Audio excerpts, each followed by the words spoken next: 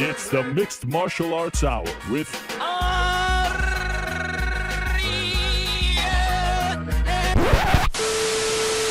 Not today. Helwani's ditched town. Now the inmates are running the asylum. The creatures of the control room are front and center this time around. It's the Rick and GC show. Or is it the GC and Rick show? Either way, here are your hosts, Eric Jackman and Connor Burks. Yes, we are back. It is us. If you're looking for Ariel Helwani, he did not ditch town. We just, voiceover guy's kind of expensive these days. Couldn't get a new track made for the intro in such a short amount of time. He is out due to observance of Yom Kippur. Hopefully he is having a meaningful fast. So you got us. You got me, GC, Connor Burks. My man next to me, Eric Jackman, New York. Rick, how we doing, man? Beautiful. It's a beautiful. A little more comfortable this time around. Second time we're doing it. Now we're in our own clothes. We're not doing the Helwani bit this time. I feel a little more comfortable. Got one under our belt. The outfit changes is much needed. I think we're ready to have some fun. Oh, we are going to have some fun. I was a little bit worried. I'm not going to lie. When we were leaving here on Wednesday, I was worried about, are we going to have enough to talk about? We got a UFC card, but it's in the Apex. Bellator 299, a lot of fights, but, not a ton of big names. I was a little bit worried. I had nothing to worry about. Dana White, it felt like every single time I got on Twitter, Instagram, whatever, we were getting some sort of new breaking fight news. We will get into all of that. A lot of fights to react to as well. I mean, there was a lot going on this weekend, and we're going to break it down. We're going to have some fun. But before we get into that, have to let you know that this show is brought to you by DraftKings. DraftKings Sportsbook is the official sports betting partner of the UFC. Download the DraftKings Sportsbook app today and use code the MMA Hour for a special offer when you sign up. That's code the MMA Hour only at DraftKings Sportsbook. There's one in the can. I forgot. I actually forgot we were gonna have to do those until just a few minutes before the show. I get them. Nobody better though. I mean, if you're DraftKings, you got to be pretty happy with that. So just to kind of break down what happened in terms of actual ring time, octagon time, everything like that. Mateusz Gamrot obviously getting a big win over Fiziev via leg injury. Unfortunate ending there for Rafael. Hopefully he gets a speedy recovery, but nonetheless a monster win for Gamrot. Now back-to-back wins, should be ranked top 6 in the lightweight division at this point. Bryce Mitchell bouncing back in a very big way. Some in-octagon antics that made for some great memes on the weekend as well. Marina Rodriguez, absolute thumping of Michelle Waterson. We'll get into that when we talk about the parlay bouts because the over 1.5 looked dicey there, man. She was putting it on Michelle Waterson. But have to respect the toughness of the Karate Hottie. I mean, that was impressive stuff. Johnny Eblen over in Bellator in Dublin. He retains the belt in what was a wild fight. He gets the massive cut. And then afterward, he's calling out Leon like it is. And now Leon's coaches are saying that, or Fabian's coaches are saying that Johnny Eblen spit on him after the fight. I mean, it was frantic in there. It was tense. Wild. Yes, tense to say the least. It was also, I do have to mention this, it was kind of funny. If you were watching UFC and Bellator simultaneously, you went from watching Muhammad Usman, obviously Kamaru's brother, straight into watching Fabian Edwards, Leon's brother, everyone in the corners. You had Dustin Poirier in Johnny Eblen's corner. So a lot of big faces out there. Unfortunately, our guy, we'll be talking to him later on in the program at 2:00, Ben Davis, did get knocked out in the first round by Gabe Silva, but I mean, all the respect in the world to that man for getting in there. He's got bigger cojones than me because that was not an easy feat to get in there against a guy like Gabe Silva. I mean, he showed how talented he is. The apple doesn't fall too far from the tree with him. Yeah, he was carrying the promotion on his back last week. That's what we want to talk to him about. We'll hear from him later. In the world of boxing, Conor Benn somewhat back. I mean, kind of a weird matchmaking thing, 10 rounds, but he does get it done now. He's immediately calling for Chris Eubank Jr. Zhang gets the knockout of Joe Joyce, this time in the 3rd round.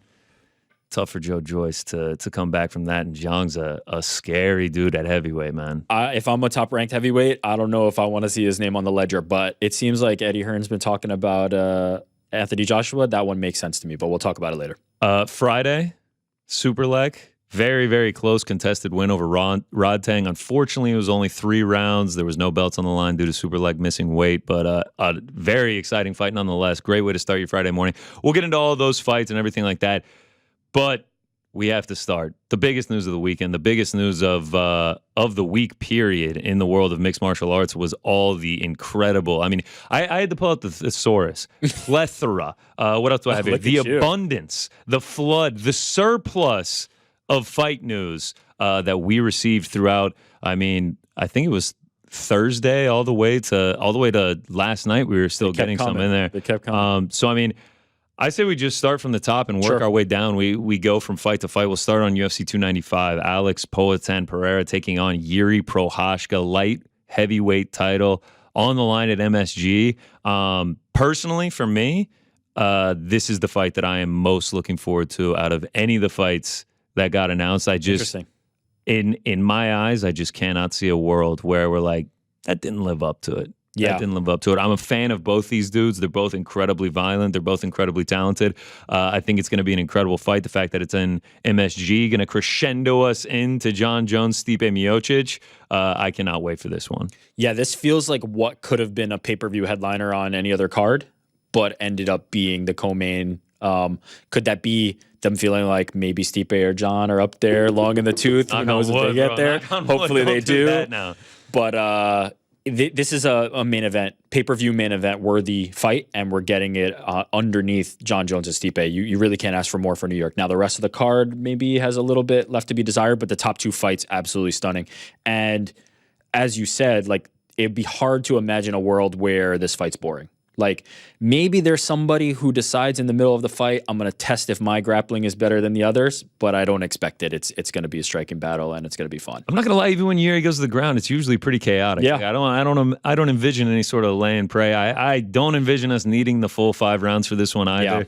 Yeah. And it will be a fun fight. Will be interesting to see where the light heavyweight division goes from there. Obviously, Jamal Hill having to vacate the title, you would assume he's likely going to get winner of whoever gets it in MSG. Yeah. You also have to wonder how much does Glover's experience with Yuri play into cornering Alex and helping Alex prepare. I'm excited for this fight. You have to wonder how long the layoff is going to influence Yuri. Recovering from what was considered a very devastating injury. Dana White kind of touting like the most devastating shoulder injury we've ever seen. I don't know if that's the metric that I would measure Yuri upon. But yeah, there's a lot of facets to this that I think make it interesting. Alex, only his second fight at light heavyweight in the UFC, moving up.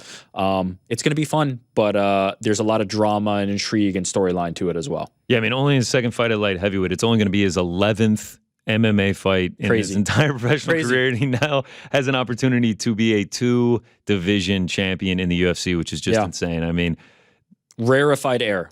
That's what I'm saying. Like, is it luck of the draw? Like, I mean, things had to work out well for him to be in this situation. Like, obviously, Adesanya had to be at the top for him to even, make this very quick rise. And then obviously things with how the light heavyweight division has been of late for him to get this title shot this quickly. I mean, it really is something to behold. Yeah, it's like a little bit, of a cliche, but like it's the preparation when the luck happens, right? When Israel Adesanya is champion, when they're leading toward that, he remains champion. Alex won the fights he needed to win, took opportunity, and when it knocked, he was there to answer it, and he's made the most of his UFC run. You could look at a guy like Michael Chandler too. Comes in, fight of the night every single time, exciting fights. Potentially booked for Conor McGregor. Does that even happen? We don't know, but making the most of his opportunities there. I think Alex is another guy who hit the ground running when he hit the UFC. You mentioned like the rest of the card is probably going to be a little of lesser quality just because of how big the main and co-main are. But one that we did get that I cannot wait for is Matt Steamroller Favola coming back, taking on Benoit Saint-Denis. That's another one I feel very similar to about as the co-main event. It's just like, it just feels like one that is a guaranteed banger. I mean, these dudes, they come for blood when they come out there. Favola has been winning by knockout almost every time he comes out of late. Benoit Saint-Denis, a lethal finisher. So that one, I cannot wait for. And the fact that we're getting Steamroller and MSG, you're going to hear the trumpets. I mean, that one's going to be great. It'd be incredible if he could maybe be like the main card opener or something for that. Yeah, there's going to be a lot of New York flavor from having Favola on the cards. Obviously great. I feel like this is one of those cards that maybe it's going to be the stakes are not as high, like very similar to 293, I think. The stakes were not as high, but once you start getting toward the main event, those finishes start rolling, it's going to pick up steam, and MSG, the roof is going to come off. It's going to be fun. Yes, I am very much looking forward to that.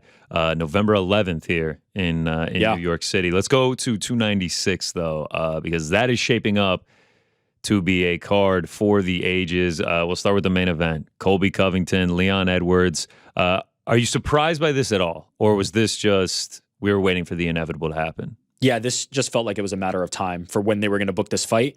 I was getting less and less confident that it was going to happen this year as the time went on. But now we've got it. Now Colby Covington has his title shot that he earned by being the backup fighter for that fight night in London. And, in Utah, right? Where was he the backup?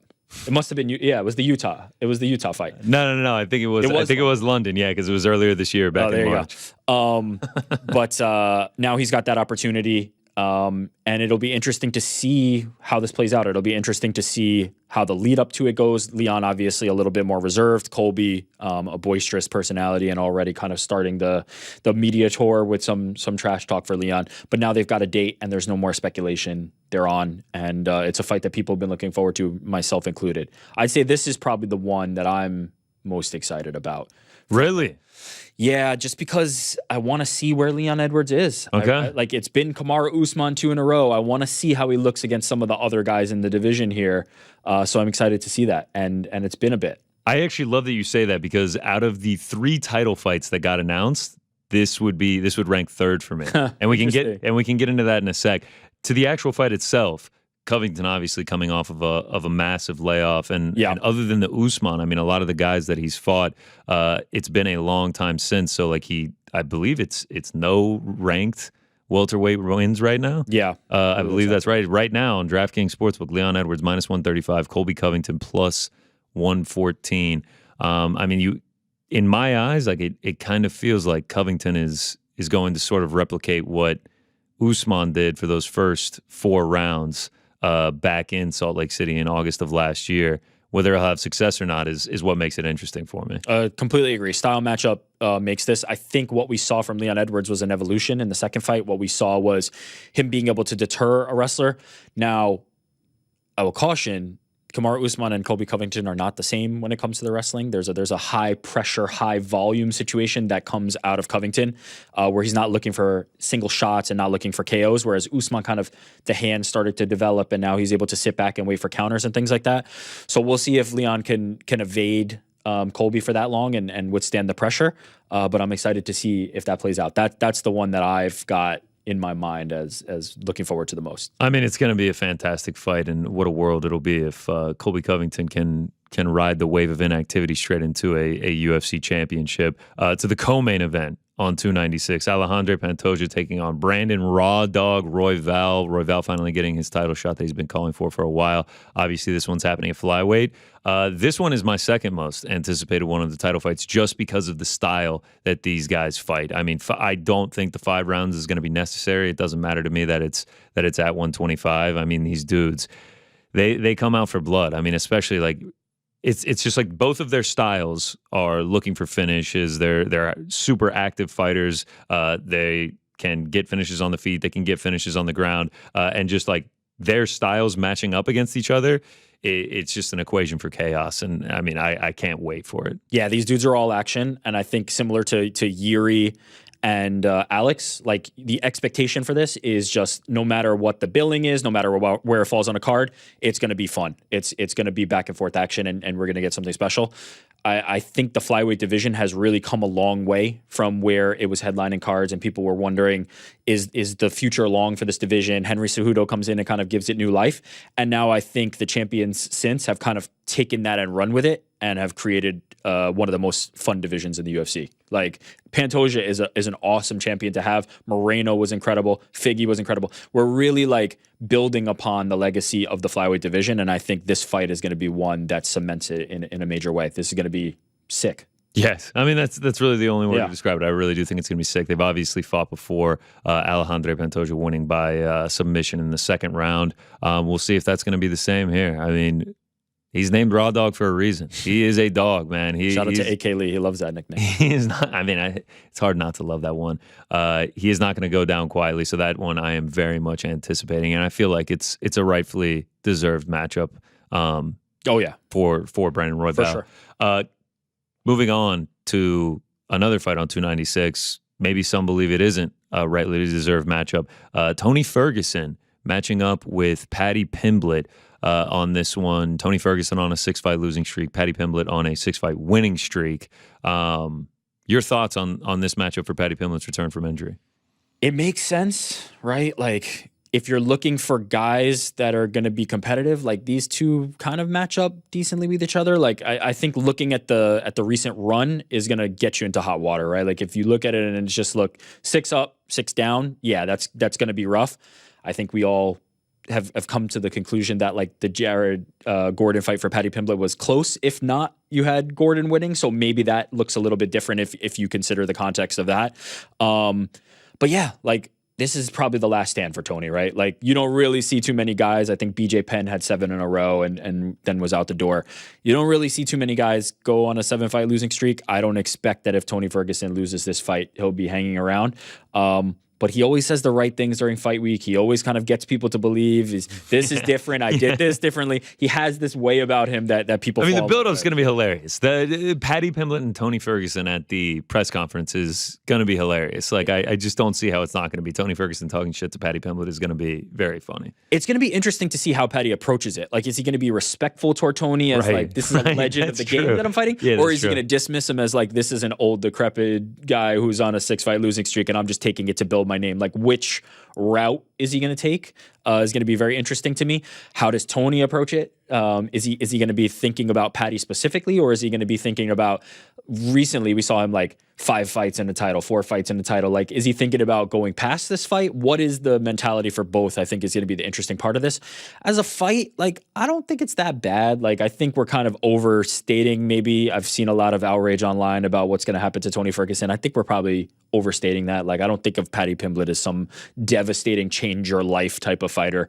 I ultimately think Tony will be fine, but this is probably the end if he can't get it done here. And if he does, that's a huge name for Tony. This fight makes sense from that perspective. Tony would also probably be considered a hero. Say he finished yes. Paddy Pimblett. I think I speak for most fans when I say I think the vast majority of them will be cheering for Tony Ferguson. Support will be there for especially Tony. He is a legend and he is on a 6-fight win streak. Like, you want to see him bounce back. And like the Nate Diaz showing was not good. It was what it was. Like, a thing that I worry about with Tony is that he's been finished in 4 of these 6 losses, and he was a guy that had such great durability. So hopefully that's not the case against Pimblett. But I mean, he had a very solid first round against Bobby Green. Like, it looked like he had Bobby Green hurt for a minute there. So maybe he does show out, and I'm with you. Like, I don't think it's that bad of a mismatch or anything. I mean, right now, what are the odds? Minus on DraftKings, minus 380 Paddy Pimblett, plus 300 Tony Ferguson.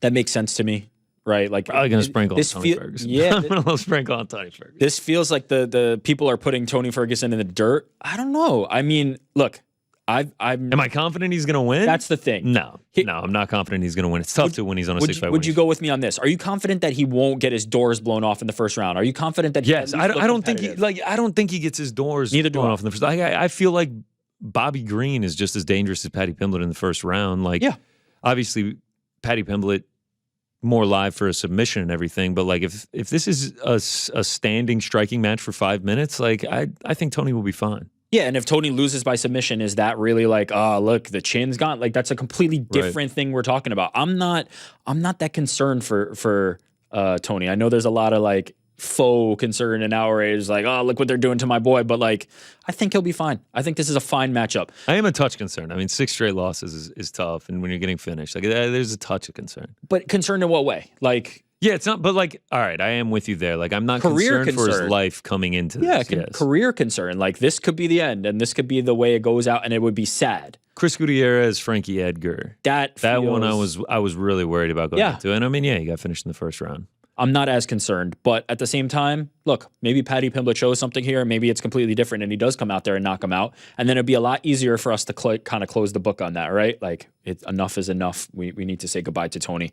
Who knows if he'll agree with that sentiment, and who knows? I can't imagine that he's going to. I can't imagine. I would imagine if he takes a loss, it'll only be a few days before we're getting a CSO post saying that the return is. We have to imagine, but maybe that's somewhere else and not the UFC. But either way, I was going to say, at what point does the UFC part ways with him? I mean, 7 straight losses. I would think this is it. I would think that they're giving him a chance. Hey, go out there and impress. And if you beat Paddy, now we can kind of put you back into conversations. This is why this matchup makes sense to me.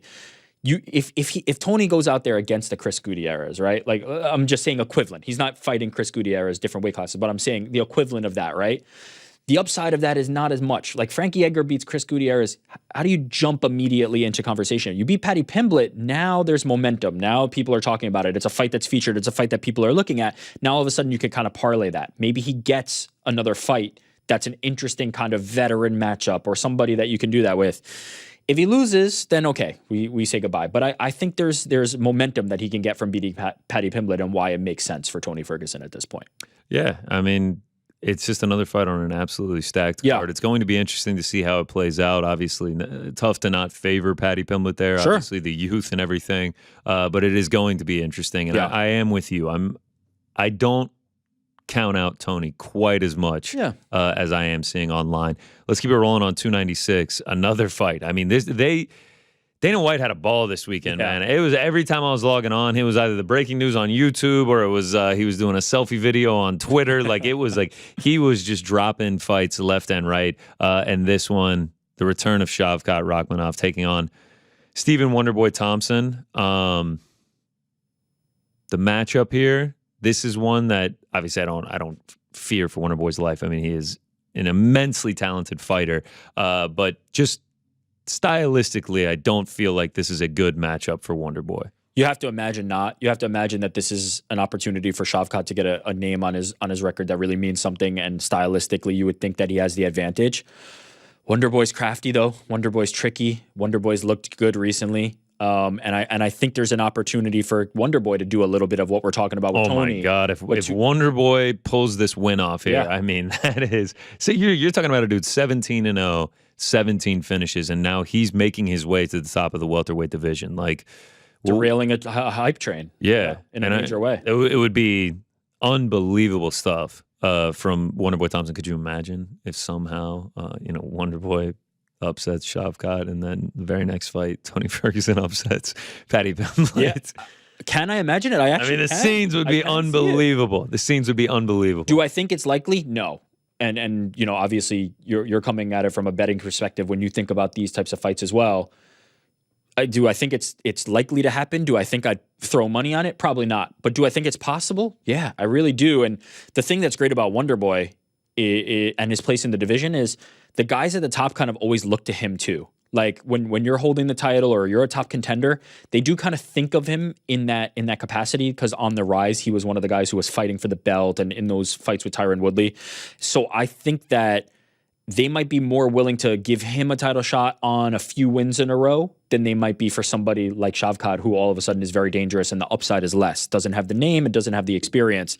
I could see Stephen Thompson, if he's able to beat Shavkat, like rolling something together, and maybe he starts to make one last push toward top contendership. So I like it. I like this fight from a booking perspective as well. It makes a lot of sense to me. And weirdly enough, in June of last year, after a win, Shavkat called out Wonderboy on the mic. That's and right. Everyone was kind of like, oh, that's weird. That feels like an odd person to call out. But now here we are, and this is the match to be made at UFC 296. I did see a couple people lobbing out the idea that this is sort of the UFC, like, clearing the decks a little bit. Well, I was going to say putting it back to Wonderboy about like complaining about the pay and everything like that. Yeah. Yeah. No. You know what? Because this is the type of fight he's going to have to fight. Like, there's only so much room for Shavkat to get a top-ranked opponent. He just fought Jeff Neal, I believe, was his last fight. Yes, yeah, Jeff Neal. So there's only so much mobility when you're climbing toward the top, like Shavkat is. Wonderboy's a great name to be able to fight. And yeah, Wonderboy has faced many of the top guys, or it feels like they're kind of like not gonna. I'll be honest. Kamaru versus Wonderboy was the one that made the most sense to me. Like that's the fight that I think would have probably been the best position for Wonderboy. But this makes sense to me as well. Like at a certain point, the veterans, the old guards, 170 isn't really moving. Like there's the top of 170 is kind of stagnant. They're not really fighting each other. We're getting to the point where something needs to happen. Bilal Muhammad needs a fight, right? Like we're looking at a round and being like 170 needs some movement. I think Wonderboy versus Shavkat helps move it in that direction. So it makes sense to me. But if I was perfect world, it'd be Kamaru versus Wonderboy. Yeah, it is nice to at least see these matches being made. Yeah. I mean, I think it was last week that the statistic was getting thrown out there that we hadn't seen any of the top 10 welterweights matched up. None of them had a fight booked, so it is nice to finally see 170 get some motion behind it. One more fight at 170, actually, on the UFC 296 card. Ian Gary taking on Vicente Luque. They just went ahead and announced the entire 296 main card, and it's unbelievable. I mean, it's like, on paper, it has the potential to be the card of the year. Agreed. This one, people talked about Killcliff versus Killcliff. Yeah. They're saying they're not going to train together. But they do have, they know each other. I mean, yes. Ian Gary has posted Vicente Luque on his Instagram before, the present, the future. So an interesting matchup. I'm not going to lie, selfishly, just because of the way that it was just kind of like billed as a striker's paradise. I wanted that Ian Gary, Stephen Wonderboy Thompson matchup. Sure. And obviously, them fighting on the same card together is a touch of a letdown.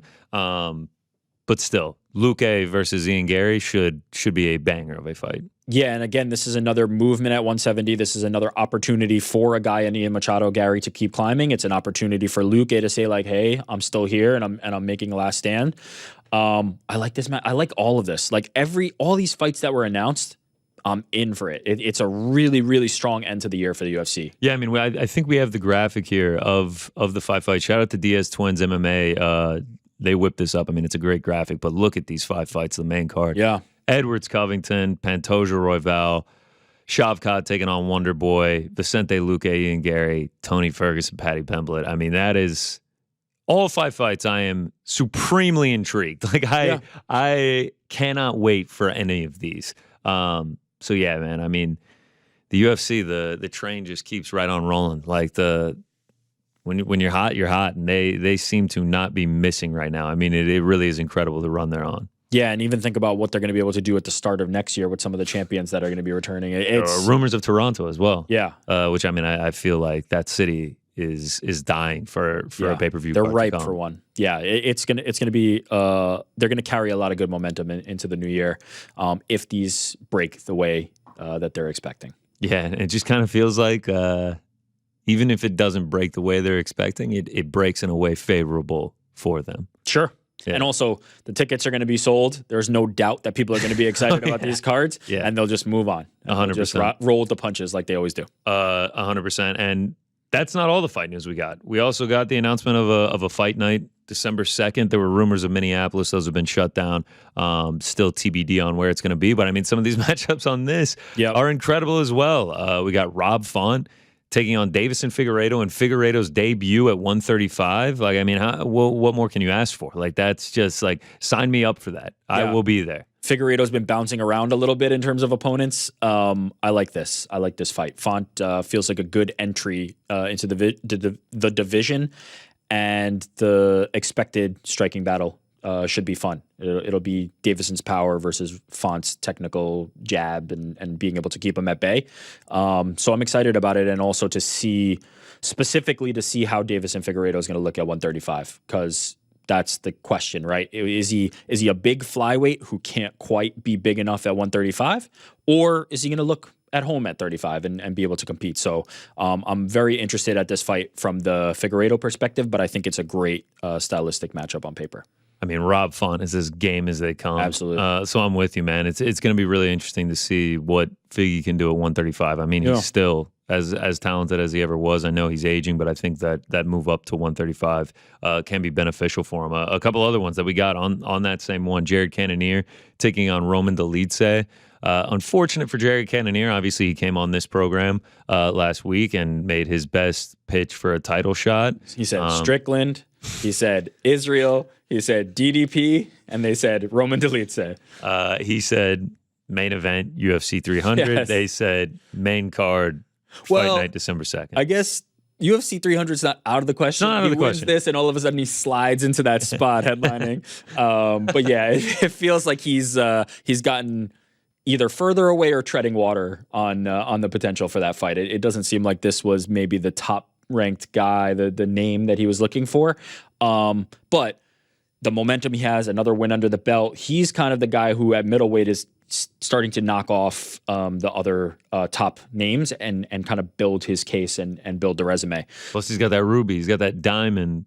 He's got to win over the champ. Yes, he does. Which is just crazy. Yeah. He has got to win over the champ, which can be very important. You know, it's a trump card. If they're looking for something and they don't have options, and all of a sudden people are either injured or can't make the date or whatever, and they need to book a fight, he's got to win over the champion, and they can slide him right. I was going to say, as long as Sean Strickland retains that belt, and Jared Cannonier does not fight him for a second time, whatever you say to him, all he has to say back is, "I got to win over the champ." And Roman Dolidze is not an easy opponent. If he can win that matchup, that will be an impressive win. Another fight that just feels like it's going to be tough for it to disappoint. I mean, sometimes Cannonier can get lulled into sort of like sparring-esque matches, like more where it ends up being a point decision, but Roman Dolidze doesn't fight like that. So I feel like they're going to be forced to engage, and it's going to be incredibly exciting. If he fights anything like he fought in his last fight, where he set middleweight records for striking, like this is going to be a good fight. Like I'm expecting that version of Cannonier. He seems to be doubling down on the idea that like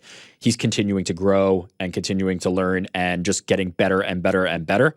If that's true, he's going to be a problem. He's going to be a real problem for the other middleweights. So I'm high on Cannonier. I think Dolidze is a super game middleweight. So yeah, this is another one. Like they all these that they announced, they just did not miss with any of these. Really, bro. It was just a dump, and like every single one I saw, I was just like, man, this is great. And like we're hitting the highlights. There were a few more, like I believe on 296, Cody Durden, Tagirul and Bekov. Like that's going to be a good fight. Like there's even more. A couple more that I wanted to hit on. Kelvin Gastelum, Sean Brady.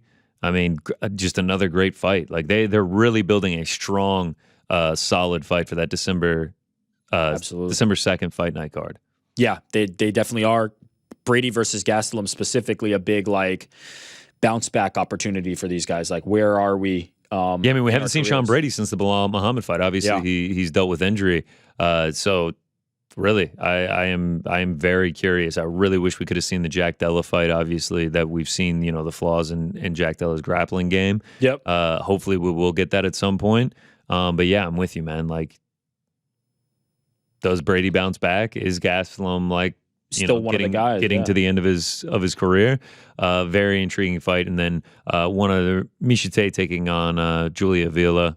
Nice to see Miesha Tate getting back in there as well, and a good name to have on a fight night card. Yeah, I think Avila is coming back from. Avila is coming back from pregnancy. I don't believe she fought since. So yeah, this is an interesting card for a fight night. Like, it feels like one of the stronger fight nights, and makes sense that they're traveling outside the Apex, because I don't know if they're giving these away from the Apex. All right, so just to recap, just to run them down if you've been living under a rock since Thursday and you haven't seen any of these announcements. So we've got on UFC 295 that we found out about Alex Pereira taking on Yuri Prochazka for the light heavyweight title. Matt Frevola will also be taking on Benoit Saint Denis. And then UFC 296, we got the entire main card. Colby Covington taking on Leon Edwards for the welterweight title. Alejandro Pantoja taking on Brandon Raw Dog Royval for the flyweight title. Tony Ferguson taking on Paddy Pimblett. Shavkat Rakhmonov taking on Stephen Wonderboy Thompson. And Vicente Luque taking on Ian Gary. I think that's like the circlet on the calendar. That's best card on paper for the rest of the year. It feels like it. I mean, maybe even this year altogether. Like, I'm obviously forgetting off the top of my head what some of the like more stacked ones are, but on paper, this one's got potential to be up there. Yeah, I'm thinking about it. Maybe 285 on paper was a better one. That was National Fight Week. What was that one? That was John Jones versus John Jones, Cyril Gane, Alexa Grasso, Valentina Shevchenko. Shavkat also on that, taking on Jeff that was Neal, a pretty good one. Bo Nickel, Jimmy Pickett, Mateusz Gamrot, Jalen Turner. That was another. Yeah. I actually think 296 might trump that. I think I'm with you. I think 296 I think is on paper the that leader in trumps the it. clubhouse. Now let's see. Because 295 delivered. 285 delivered. 285 we also had on the, just to say, on the undercard we had Cody Garbrandt, Trevin Jones, which didn't deliver as much of an exciting fight, but it was cool to see Garbrandt back. Dricus du Plessis versus Derek Brunson, that one. Amanda Ribas, Viviana Araujo. I mean, there were some. Ian Machado, Gary Cananzai. I mean, this was a pretty stacked card. This is a pretty stacked card. That one's going to be tough to top. But we're looking in the right direction. 296. Yeah, we'll see how they fill it out. How they fill it out to end out the year. I can imagine they're going to add in a couple other big names for that one. So now that we have all these, give me like we won't have you go through all of them. Give me a top 3 on the ones you're most looking forward to, and you can't do all 3 title fights. Yeah, Colby versus Leon is one for sure. Wow, one out of everything. Out of everything. No, sorry, we're talking about just announced, or we're talking about on those cards, like because Jones. No, just announced. These recently announced. Colby versus Leon for sure. Can I pick 2 of the title fights? Yeah. I mean, you have to. I feel like you have to. I'm gonna go Yuri and Alex. And then if I can't pick that as the 3rd title fight, maybe what I should have done is had you rank the non-title fights. Tony versus. I actually think this is probably an easy answer as well. Tony versus Patty's not far. Like that's probably up there. I can't wait for that one. Yeah. Shavkat versus Wonderboy. I can't wait for. Yeah. I really am very excited for this Frivola Benoit Saint Denis fight. I mean, it's going to be all action. I really think it's going to be a banger. I feel like there's ones with higher stakes that are equally action. You know what I mean? Like Gary Vicente Luque. Exactly. Like and Rob Font, Davison Figueiredo. I mean, they really treated us well this weekend. These fights are. I cannot wait for these, man. I mean, they really played it well. Like now, like they're kind of in a lull right now. We're coming off an Apex card. We're off this week. 2 more Apex cards, and then obviously we're going to get into the late year run with 294, obviously in Abu Dhabi. But they got me hyped for the rest of the year. And not for nothing, Bellator 300 and Bellator 301 also look like some of their better cards that they've had in years. So like the momentum in MMA right now toward the end of the year is strong. Like it's picking up steam. It's coming on. We've got a PFL championship at some point. In DC, are we going to be there, Frank? Are we going? That's the plan. Let's head. Ringing endorsement. Yeah. Let's head down to the nation's capital, but for real, I might be there. Yeah, that'd be fun. But yeah, there's some big things still to come toward the end of the year. It feels like it's crescendoing at the right time. Frank, what fight are you most looking forward to? Seriously, probably. I feel like he's just waiting to see the ref. Yeah. He's waiting to see the ref assignments, and then he'll pick based on who the ref. I feel like Frank's getting a little anxious back there. Are you nervous right now about what's going on, Frankie? A little bit. Talk to us. No, I Do you want to share with the audience what you did, or should we? Ferguson and Pimbledon. I like that. That's a good pick. That's a good pick. Yeah. To break the 4th wall, Frank's got to get out of here. Frankie. Yeah, we can't run late. That's right. Where do you got to be, man? I am going to a beard specialist. Let's go. What does that mean? That means that I'm going into a place that they only do beards. So if you went in there and you asked for a haircut, they'd be like, get out. They probably do a haircut as well. But this place has been around since the 30s. They specialize in beards. I'm like, take my money, fix my beard. So, wait, is that to say that the person who currently does your beard, you're not a fan of their work? I don't want to say that publicly, but yes. Any chance they'd listen to the show? Yes. Are you being serious? Yeah. And now they're finding out via podcast or YouTube that you're going to a beard specialist. Look, I pay them handsomely for the haircut. The beard has always been a little extra, and I think that's the attitude is like, oh, you're not really paying me for the beard, so I'm going to take it somewhere. Wait, you're not paying for the beard? That's odd. Like he's including it in the haircut, but I'm not liking what he's doing, and I can't complain. You know what I mean? Yeah, I would not. Doing it as. How nervous are you going to be when you go into the barber next time? So that's the thing. I scheduled the haircut, and now I'm going to come in there and be like, don't touch the beard. If you are being serious about the fact that they might actually watch this or somehow catch wind of it, literally never walk back in the doors of that place ever again. No, I'm not afraid. I would not let somebody with scissors or a razor. Oh, come on. All right. It's not like their house. It's a public spot. Your barber's personality, would he bring this up to you, or would he just... He'd bring it up. Wow. Okay. Just like I recommended a friend go to him. Yes, our friend, well. a mutual friend. Yes, I know. I'm aware. Got one haircut, ghosted the stylist, never stops talking about it. Never saw your friend again. I'm like, he moved to Miami. I was just about to say, did he ghost him or did he move across the country? Yes. According to the stylist, he was ghosted. Wow. No, I don't think there was any ghosting involved. So he's a sensitive guy. That's Yeah, what we're this learning. sounds So like he's not gonna the type of see person. this and he's gonna be pissed. Yeah. Maybe pissed. Definitely gonna see it. Maybe pissed. All right, so like we've said it on the show, Frank. You know, he's been going to the dentist lately. When I come in here, he's like, how long do you think we're gonna go? I'm like, probably be out at like 2 or 3:30 ish, somewhere around there. Yeah. He's just like, okay, well, I have an appointment at 4 that I have to be at. I'm thinking he's talking about a dental dentist, doctor, you know, something important. Later, This is important. Later, find out it's a beard appointment. It sounds like it's kind of like a beard rescue, though. It sounds like he's positioned. He's like, oh, I thought this was a half day. Like I thought, you know, mom and dad aren't home. Like we're just gonna, you know, I thought it was just a half day. You know. Yeah, he thought he was getting out early. You know what's great about this? Nobody knows what Frank looks like, so they're just picturing the gnarliest, nastiest, most disgusting. It's a pretty beard. nasty beard. Rick, do you remember? Wow. All right, those I two didn't kids? know Connor was going there. They were like do you remember in the 90s, the two kids? They were like the wolf kids. Their faces were completely covered in hair. Yeah, Do you yeah, remember yeah. those? On the cover of That's like how I feel National right Enquirer and stuff. Yeah, I feel like I'm gonna come in on Wednesday and you guys are like, "Is that you, Mysterious?" I'm gonna be looking sharply at that beard because everything you described that they do, my barber does for me for half of what you're about to pay. Wow. You want to shout out your Game barber on. so we get the benefit of Frank Shanahan? Yeah, David's Barbershop, Jersey City. Shout out. Yeah, shout out to my guy Jesse who takes care of me out in Massapequa. He also, my barber has also like huge MMA fan. If I did what Frank just did, it would not fly. So my barber, he likes MMA, but he definitely doesn't watch the show. Oh, like my barber's watching. Oh, my wow. barber will see this. He's watching right now. My barber will see this. Shout out to And Jesse. shout out to Jesse, who's the man. Let's he go. was at the PFL event. Oh, in New wow, York. wow. He's cut Gilbert Burns' hair. when he Oh, was this in guy Jersey. is like big in it. He Wow. cut Korean Zombie's hair, or saw him in the lobby. He's been Dude's around. A legend. Yeah, This yeah, dude's yeah. a legend. Jesse's Yeah, no, the man. my guy's enough to. He gets through the haircut. It doesn't get awkward. He'll bring up relevant news. Like I went and saw him on Friday. Got the beard done. Thanks for noticing, guys. And yeah, he was just like Potan Yuri. I'm just like, sick. Let's go. Yeah. Let's talk it out. So yeah, Frank, what about you? Frank's got to go to a What beard kind of appointment. convos are you having with your barber? So mostly what horror movies we've seen recently. Nice. You gonna go see the new Exorcist? I probably not.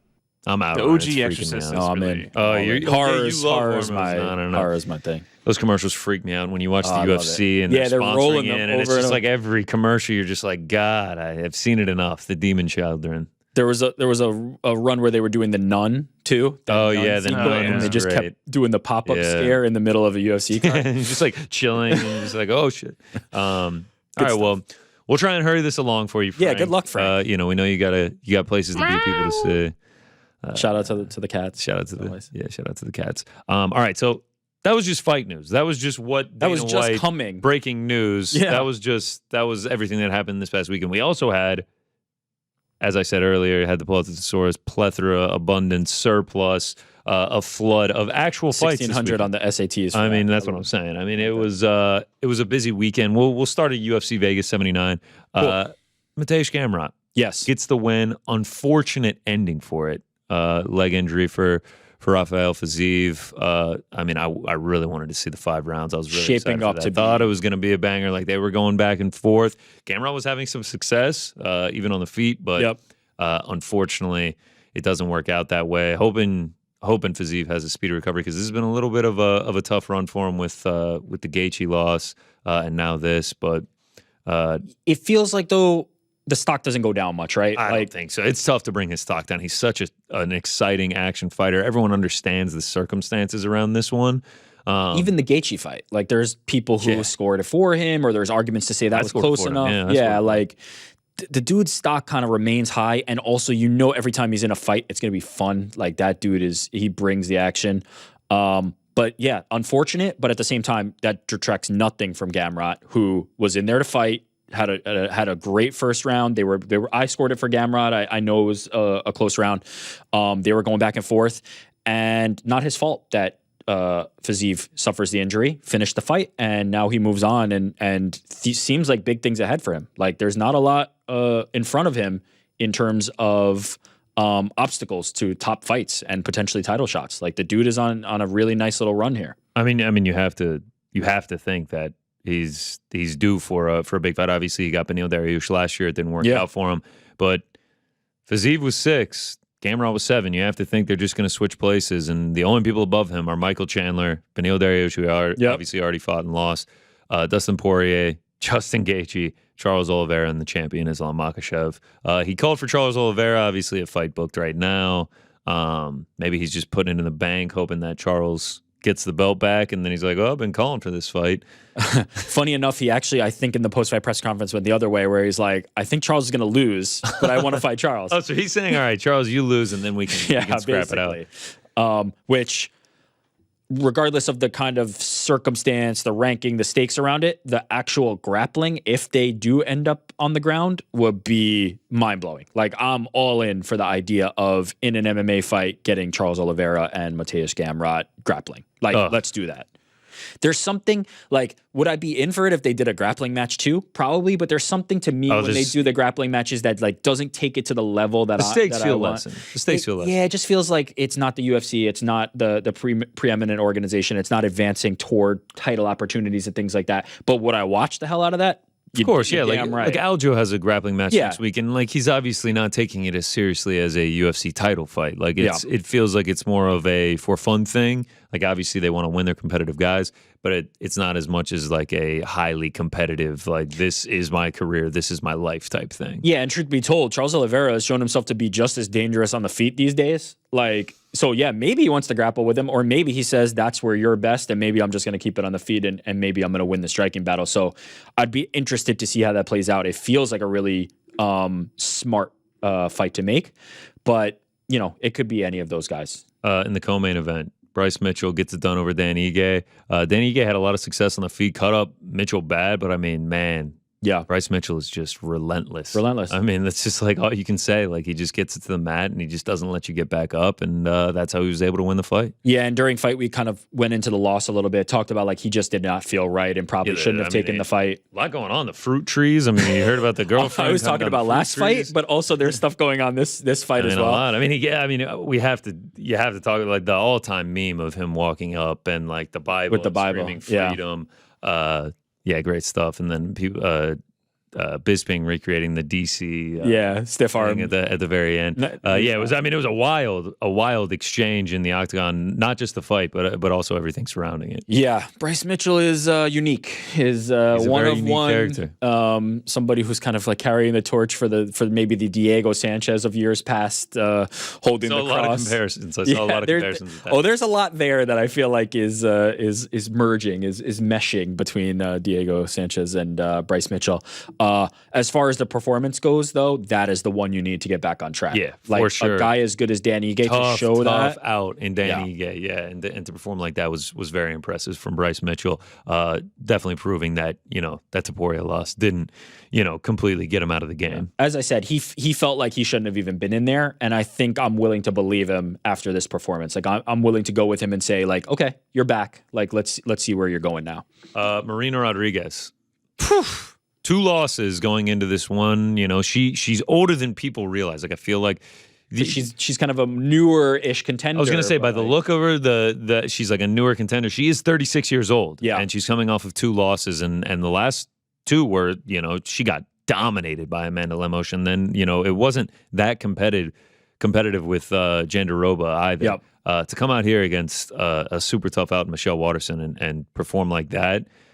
I mean, that was impressive stuff. I've always really liked watching her fight. Hadn't given up on her yet, and that was I'm still here. I'm not gone just yet from Marina Rodriguez. Yeah, and I think in the post fight she said something about like kind of like refining that viciousness, and I think that she was vicious. Yeah. She was vicious. Let's talk about the over 1.5. I mean, sweat. Whoo! So I was actually driving during it, so I didn't have it on, and then I just see that. It hit by 12 seconds. We had the Parlay Pals. Parlay Pals, yes. The Parlay Pals were riding the over 1.5. I also had it in one my own.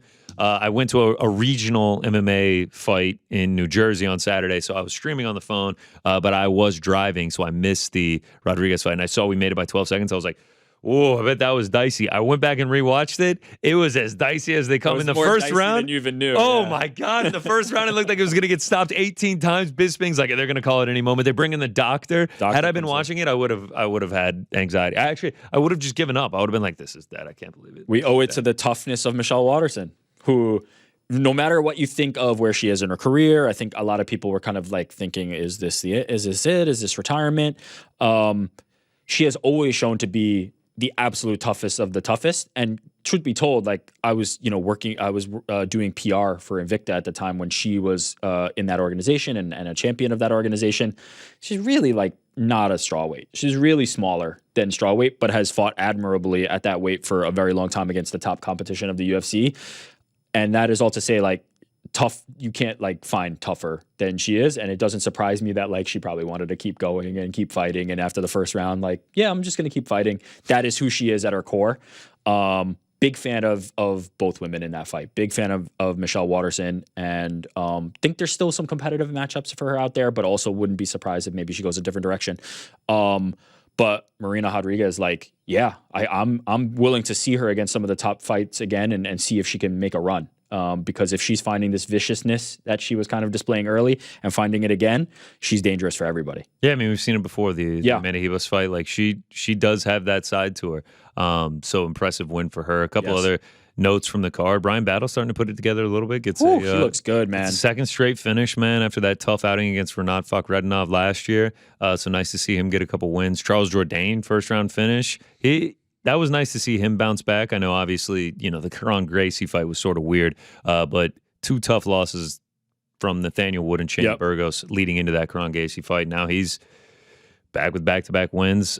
Tim Means, the Dirty Bird finish on Andre Fiallo. That sequence was beautiful. I mean, it was brilliant from Dirty Bird. As an underdog, aging, nice to see him bounce back. And everybody kind of pegged and earmarked Fiallo and Means as probably like the all action, like this is the one to watch, this is the sleeper, this is the people's main event, and it delivered, and Tim Means showed out in the waning minutes of it. So amazing performance by those guys. Tough for Andre Fiallo. Yeah. Coming in, I believe he took the Michel Pereira fight on short notice. That was his debut, and that's kind of his story. Is like he'll just fight anyone, anytime, anywhere. He showed out. He made it to a decision. Then he got 2 first-round knockouts, and then he's now lost 4 straight, getting finished in all of them. Muhammad Usman. But before we get off that, I wouldn't be too worried about him, just from the perspective that like he's one of those. I'll fight anywhere, anytime. UFC calls, you're getting a good fight because he's going to bring it. I wouldn't be too worried about him. He seems like a guy that you want to keep around. Muhammad Usman gets a big win over Jake Collier. Yes. Cool to see Kamaru in there with him. The Cody Brundage-Jacob Malkoun fight ends by legal elbows. Unfortunate ending there for Malkoun. It's what you want to see, though. Like, that was a blatant illegal shot. Like, sometimes it's not enough to just be like, no contest. It didn't mean, like, he hit him in the back. I know, I was going to ask, like, would you have thought a no contest was unfair there? It was a very obvious illegal blow, to the point where if Brundage is not going to continue, I'm completely fine with that. That's what I want to see. I want to see the rules enforced in a certain capacity. This feels like the most obvious case to do it. Completely fine with that. It sucks for Malkoun because the definition of intentional becomes very important when you kind of think about these, but fouls are fouls. Like, this is what it is, and I think that's the right outcome, honestly. Mizuki Inoue gets a win after a decent-sized layoff, and then Montserrat Rendon gets a win in her debut. It was a decent Apex card. Felt like, if you didn't watch it, you didn't miss out on too much. It was kind of one that you could go back and just watch the fights on. Over to Bellator, though, Dublin. 21 fights, but the one that I want to talk about is obviously the main event. Yes. The middleweight championship. Johnny Eblen showing some stuff on the feet there. I mean, he obviously is known for his wrestling and grappling, but his display on the feet against Fabian Edwards was super impressive. And then obviously the toughness. That cut was deep. It felt like in the picture, it felt like you could see his skull. That's how deep it was. Dustin Poirier tweeted it out after, and it was just gnarly. Nasty, man. Yeah. Super impressive performance from him. Your thoughts on people saying he is one of the best middleweights in the world, if not the best? I think that's a starting point. One of the best is absolutely, bar none. You can't exclude him from that conversation. Is he the best? I think he's in the combo. Like, I think he's one of the best. I'm with you. I think the only way to prove that he is the best is to fight in the UFC and fight against the best competition. Do I believe that? I guess, but can you definitively claim, like Sean Strickland is holding the belt right now? Can you definitively claim that Sean Strickland is better than Johnny Eblen? Yeah, I guess I can't, but I need to see them fight first. But is it incumbent upon Sean Strickland's win over Israel Adesanya is means more impressive than whatever he's done. It's also more impressive to me than the win over Fabian Edwards for Johnny Eblen. There's no doubt.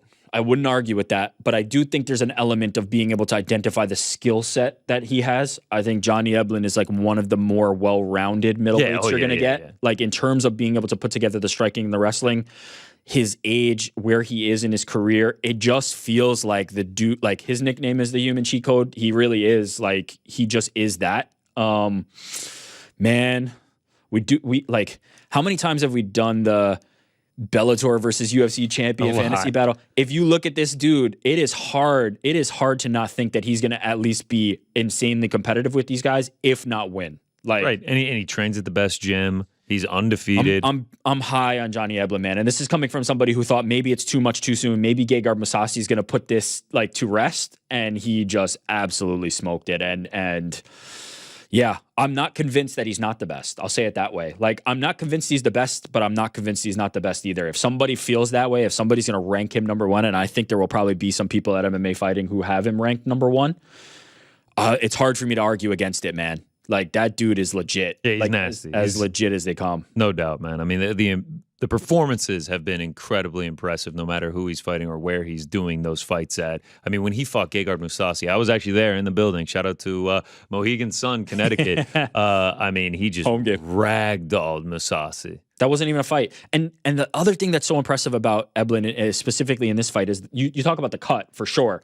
But it also felt like people were kind of thinking like, oh, Fabian's looking a little more competitive than maybe the odds indicated. And how's the rest of this fight going to look? Eblen, as soon as he comes out for the third round, turns it on and absolutely smokes him. Like, he is insane. He's just next level, man. And I can't, I sound like I'm a fanboy, but I can't think enough of where his skill set is and how high I am on Johnny Eblen as a middleweight. Will we ever see those fights? I hope. I really do hope. Yeah, I mean, it's really interesting to think about the potential of where Bellator will be in the next 3 or 4 months, depending on, all the rumors surrounding the sale and what that would mean for guys like Johnny Eblen, Yaroslav Amosov, who they would get matched up with. What's interesting about Eblen is PFL doesn't have middleweight. So that's actually an incredible point by you. I wasn't even thinking about that. Yeah, there's a weird kind of area where now maybe they develop middleweight, but who knows like what the I guess I had never even thought about how PFL they had it. They had it when they were WSOF, and then there was a point where they took it. Great point by you. But there's probably enough welterweights or light heavyweights that maybe float between. There's also the opportunity like Bellator's middleweight is probably decent enough where you can cobble something together, but who knows even what the construction of PFL versus Bellator looks like.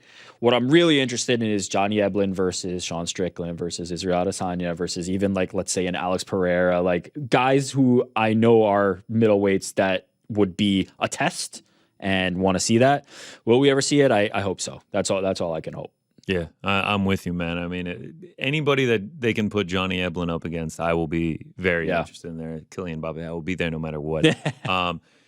To another fight, not in the UFC or in Bellator, the influencer boxing scene, Misfits, 009. Unfortunately, our guy, Ben Davis, he did not get the victory over Gabe Silva, but he put out a valiant effort, and all the respect in the world to him. He's actually about to join us here in a matter of moments. But before we get to that, Ben Davis and the MMA Hour is supported by DoorDash. You ever get home from your weekend grocery shopping just to open the pantry and you realize, I don't have enough rice to get to Wednesday?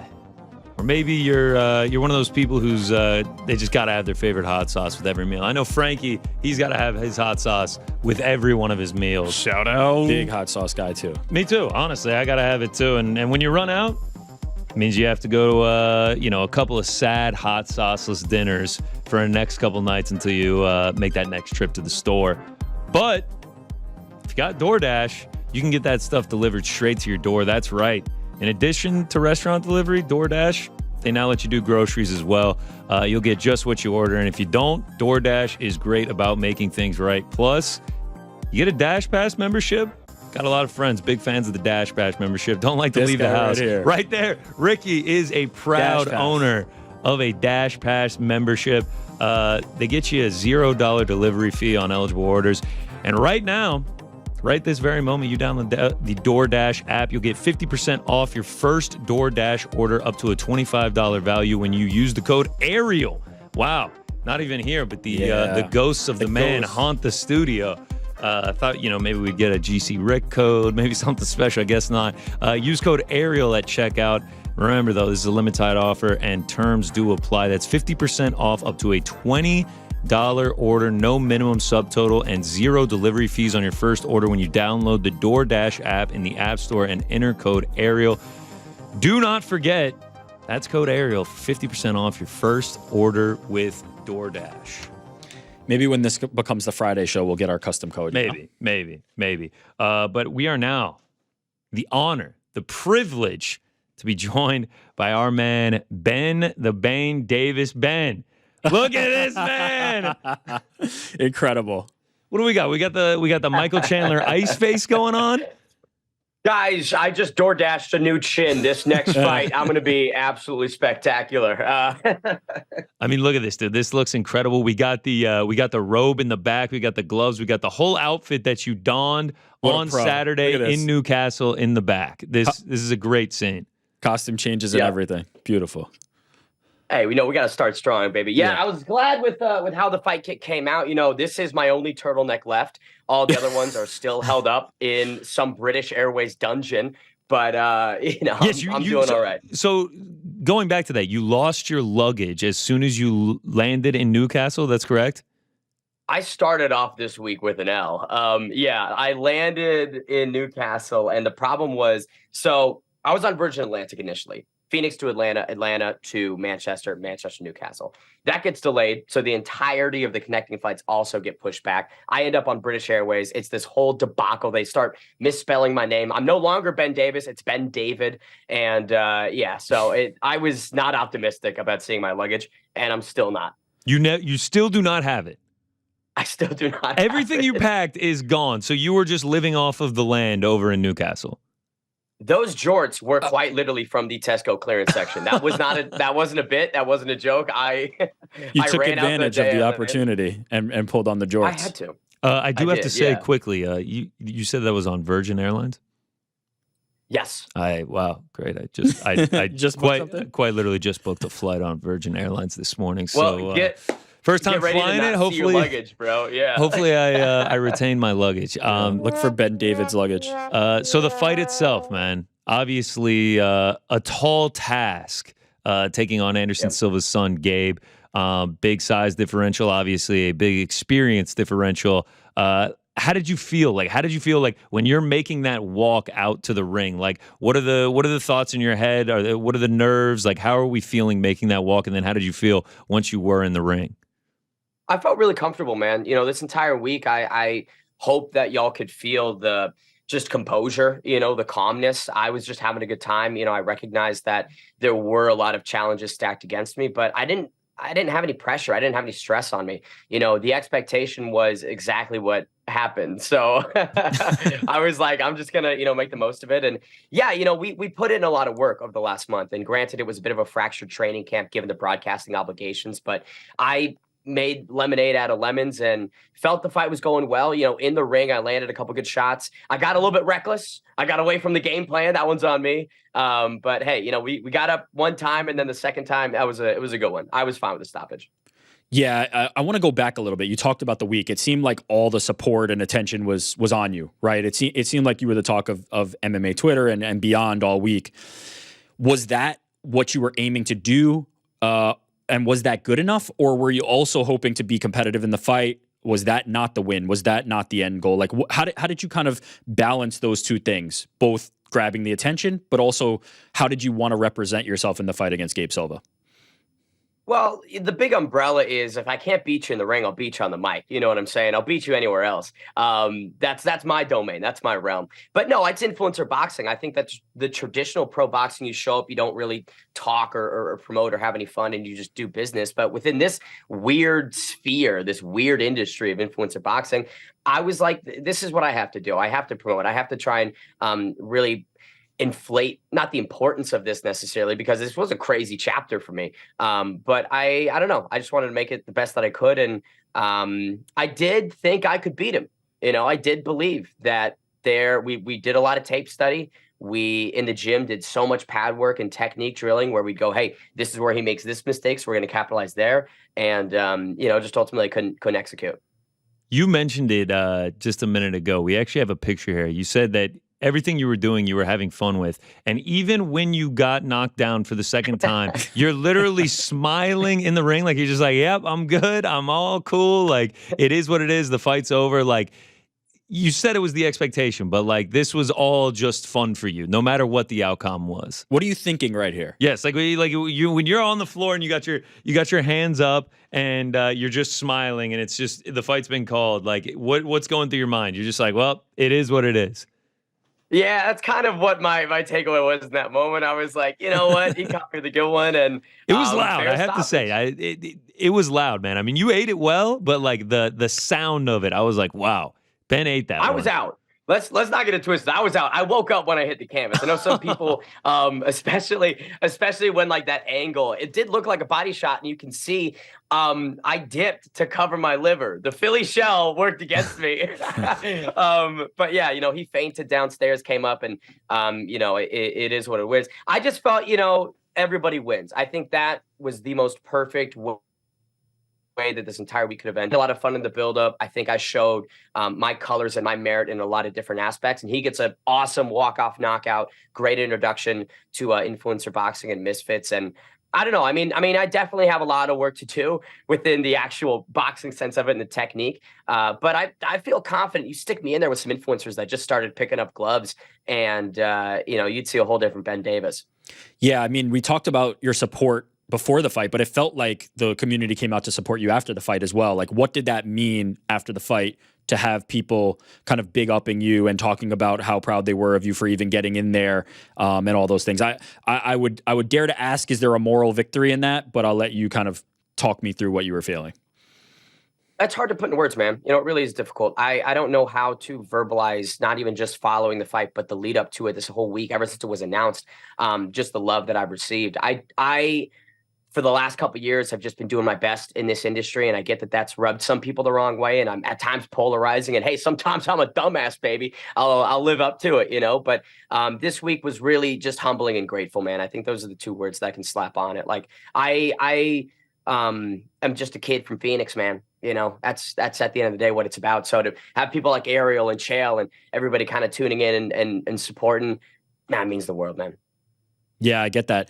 You mentioned being from Phoenix. I think maybe this might be an opportunity to learn more about you. Like, how did you get into the sport? What are your beginnings? Kind of talk us through some of that as well. Yeah, so it's interesting, man. I'm decently newer to the scene. I only started watching in 2017. Before that, I hadn't really known much about mixed martial arts or combat sports. I'd heard the names, the Conor McGregors, the John Joneses, but it just wasn't, I'd never seen it. I never had friends that watched it. My family has never been like a combat sports or boxing family. So a buddy of mine, funnily enough, it was like sophomore, junior year of high school. He was like, come to this Buffalo Wild Wings. There's a UFC event. And I was like, sure. So it was John Jones and Daniel Cormier too. And the demographic that was surrounded here at this restaurant was just like, it looked like a biker gang. I was like, dude, I'm about to get torn up. Like, you guys think I'm pasty and thin now? Dude, I was like a $110 wet in high school. So I was a little bit nervous, but like, they were the nicest people. And when Jones had kicked Cormier and won the fight, it was just explosion. It was energy that was electric. And I was captivated from that moment. And over time, I just realized, I think I kind of want to work a little bit in the industry. I was doing finance at ASU and fucking hated that. So I was like, maybe we'll try combat sports and see what we can do. So like, yeah, you you didn't start watching until 2017. Now you have a professional grappling match under your belt and a professional, or I guess amateur, however we want to build that, boxing match under your belt. Yep. When is the first time that you stepped on a mat, stepped into a ring? When was the first time that you trained in any sort of mixed martial arts? It was my freshman year at Arizona State. So there's this club on campus called the Mixed Martial Arts Club, and I ventured into that, got my toes wet, and then Arizona Combat Sports, which is funny enough where I met my coach Sept Wheeler, Showtime. Big shouts to him. You know, that was a great ground of just kind of introduction to mixed martial arts. You got guys like Terrell Fortune, the Nativi Dodd brothers that trained there, and I did about 9 months, but just got away from it. Like I was very busy in college, and that unfortunately was the first thing to go, because I was like, I can't justify the time and energy I'm putting in, and the returns that I'm getting just kind of pale in comparison. So over the last 5 years, I mean, clearly I'm not training every day. You know what I'm saying?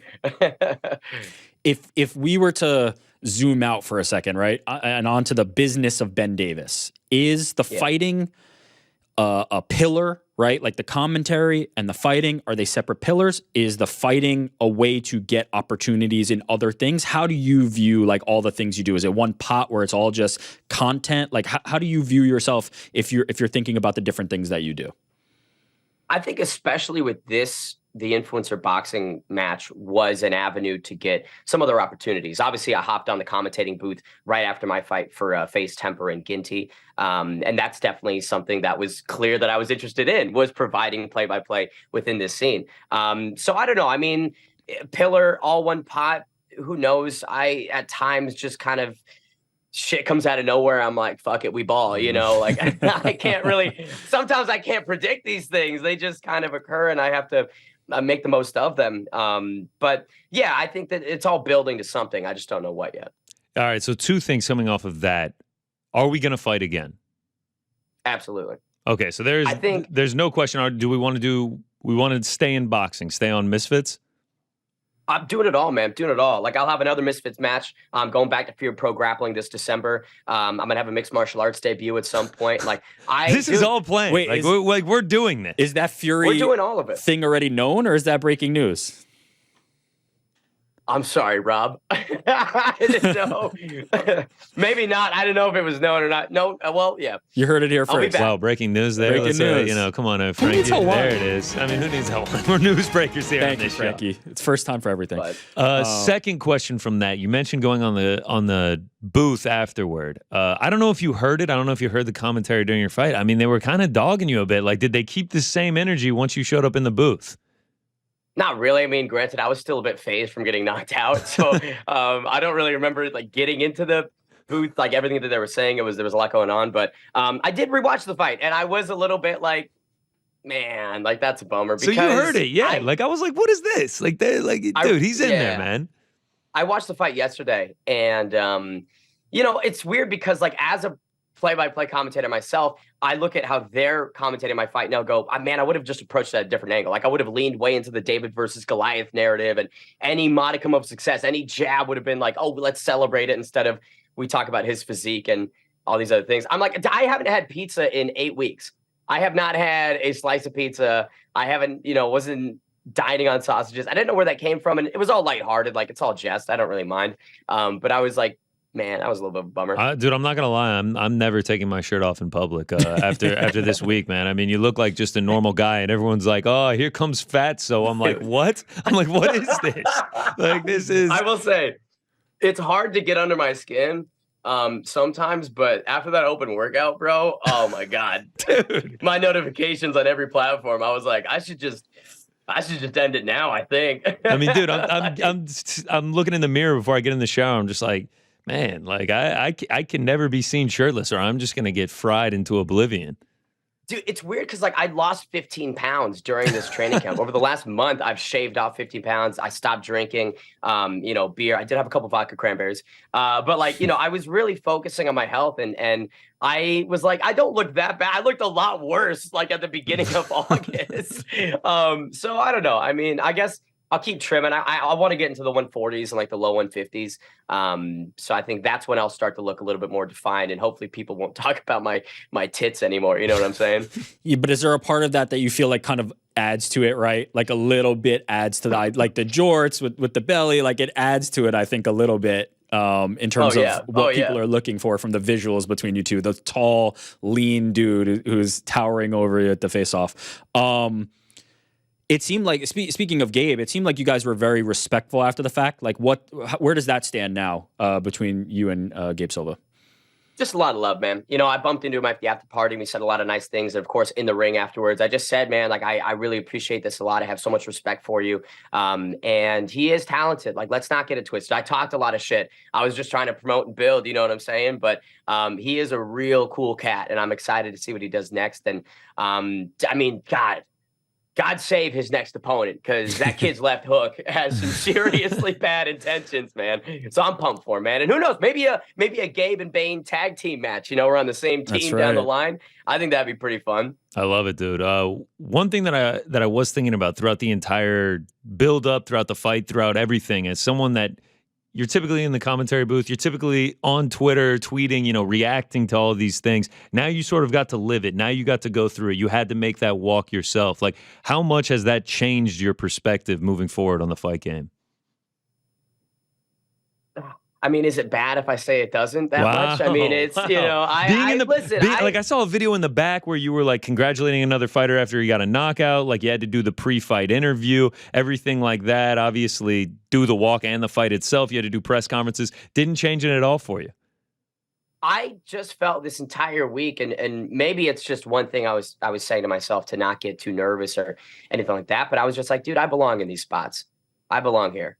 And over the last number of years, I hope that I've proven that, and I've got the personality and the character. And I don't know, it didn't change my perspective. I mean, I've always had so much love and respect for combat sports in this industry, and I know that some people don't believe that, but you know, this is my passion, and it's what I love. And so being in there, hasn't changed anything too much. I think I love it a little bit more now. Yeah, I'm wondering, it's not like it would be fair to probably say, like, if you weren't the A side of a fight against Anderson Silva's son, you were at least co-promote, right? Like, maybe you're on equal footing in terms of like who's bringing the attention to this card. On the back of that, are you getting other people with some names we might know who are looking for fights? Are you hearing from the promotion about opportunities they might have lined up for you? Like, what is the nature of who's looking to get in there with Bane now that it seems like you might be a viable person for these promotions moving forward? Yeah, no, I think that there are some really interesting matchups, and certainly guys that are more influencer boxing first than actual pro fighters. There's this cat named B Dave, and he's got a fun matchup next month. I think early 2024, me and him can throw down. But we'll see. You know, I've got a chat with Mams Taylor later this week, hopefully, and we'll figure things out. But I don't know. I mean, I'm resting and recovering. I'm not thinking about too much. I mean, listen to you, man. You got to chat with Mams Taylor later on this week. Got to figure out the matchups. When are we getting the better Derek fight? Man, I hope it comes soon. The problem is he is in that men's atomweight division, so I just don't know if it's ever going to come to fruition. Listen, if Derek, you want a platform, you want a big opportunity, sign the contract. Let's get it going. I do not like you. It would be a lot of fun. I would roast you way harder than I did with Gabe, and I would actually fucking knock you out. So, Derek, anytime you want it, let's get that smoke. There it is. I feel like, what has Derek got? 24 hours, 48 to respond? What do we think? Yeah, let's give him 48 hours. He might be slow on the response, man, but I mean, that's a fight I would love to see. That's a fight headline a Misfits card, maybe? Nah, that'd be like the featured prelim, I would say. You're underselling yourself now. Nah. I overdid it during fight week. I have to underpromote now. All right, so during fight week, like we talked about the press conference, you absolutely killed it. Did you take inspiration from anyone? I felt like there was a little Muhammad Ali in there, maybe a little Chael Sonnen, you know, obviously Ben Davis thrown in there. You obviously had your own flair. Maybe a little Philly show, maybe a little Sean Strickland once you actually got in the ring too. Like, any inspirations you took going into the week? So it is actually very funny. I was training with Billy Quarantillo out Gracie, Tampa South. Such a good team in Tampa. And we were watching the Adesanya Strickland fight. And we've been working on the Philly show for a couple weeks leading up to it. But then with that fight, my coach and I, me and Sept, we were like, yo, it's working, man. Like, it's going to work. So definitely, like, defensively, we thought the shell would work and Sean was using it. But in terms of trash talk, absolutely. The Chael Sonnen, Chael P, baby, we had to roll it out. And this fight week was a lot of Muhammad Ali-esque. I was listening to a lot of Ali interviews, trying to have some more Ali-isms in the quotes and whatnot. Because it's basically like, I don't know, the way that I viewed this influencer boxing sphere and what I want to do in it is like kind of like WWE-ish. You know, this fight I'll have Muhammad Ali Bane. Next fight it'll be the Triple H Bane. Like, you know, who knows? Like maybe we'll mix it up like that. But yeah, so I think those were a couple people that I was really drawn from. I mean, it was a blast to watch. I mean, when we got the clips, I think we have the picture when he grabbed your robe. Now, obviously, you lose the luggage. Like that robe's just straight off the rack from the hotel. That is quite literally just a Hilton robe that was in my room. Mean, it looks the fact that he's we have the picture right now. I know you can't see it. I mean, he's gripping it, dude. Like it is such a good picture, man. I mean, just like I know you say you're fighting again. Say you never do it again, man. Like the memories and the photos and everything that come out of this week, like are incredible for you. Like I was like living vicariously through you. Like I'm seeing these, like you're going face to face with Anderson Silva's son, and like you're just talking shit to him. Like it was incredible to watch, man. I tried to leave no stone unturned. You know, I know that some people felt like, oh, he talked so much shit, now it's karma, but this is what we do, baby. You know what I mean? We light it up on the sticks and we try our best. And I don't know. I mean, the thing is, like, I could have just rolled in here and said all the basic generic bullshit. He's so good. He's tall, but I'm going to beat him. And I trust my game plan and this and that. And I don't know. I just thought I'd make it fun. I'd make it my own. And hey, you know what? Even if it looks poorly in hindsight, and even if I've got to have a little egg on the face, I'm happy with everything. I think it went almost perfectly outside of getting knocked out. Dude, I can't lie, man.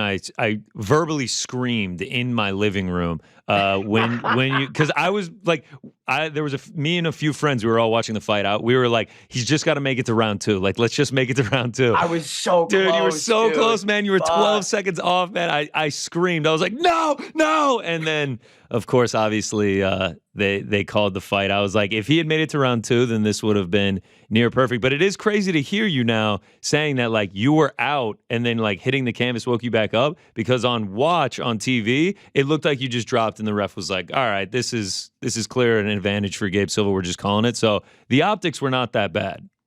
There's an angle of, like, because the one where it's on my back and I go down, you can't really tell. But the one where it's like you can see my face eating that punch, when the mouth guard flies out, there is just that. There's like a couple frames of, oh, he's just not home right now.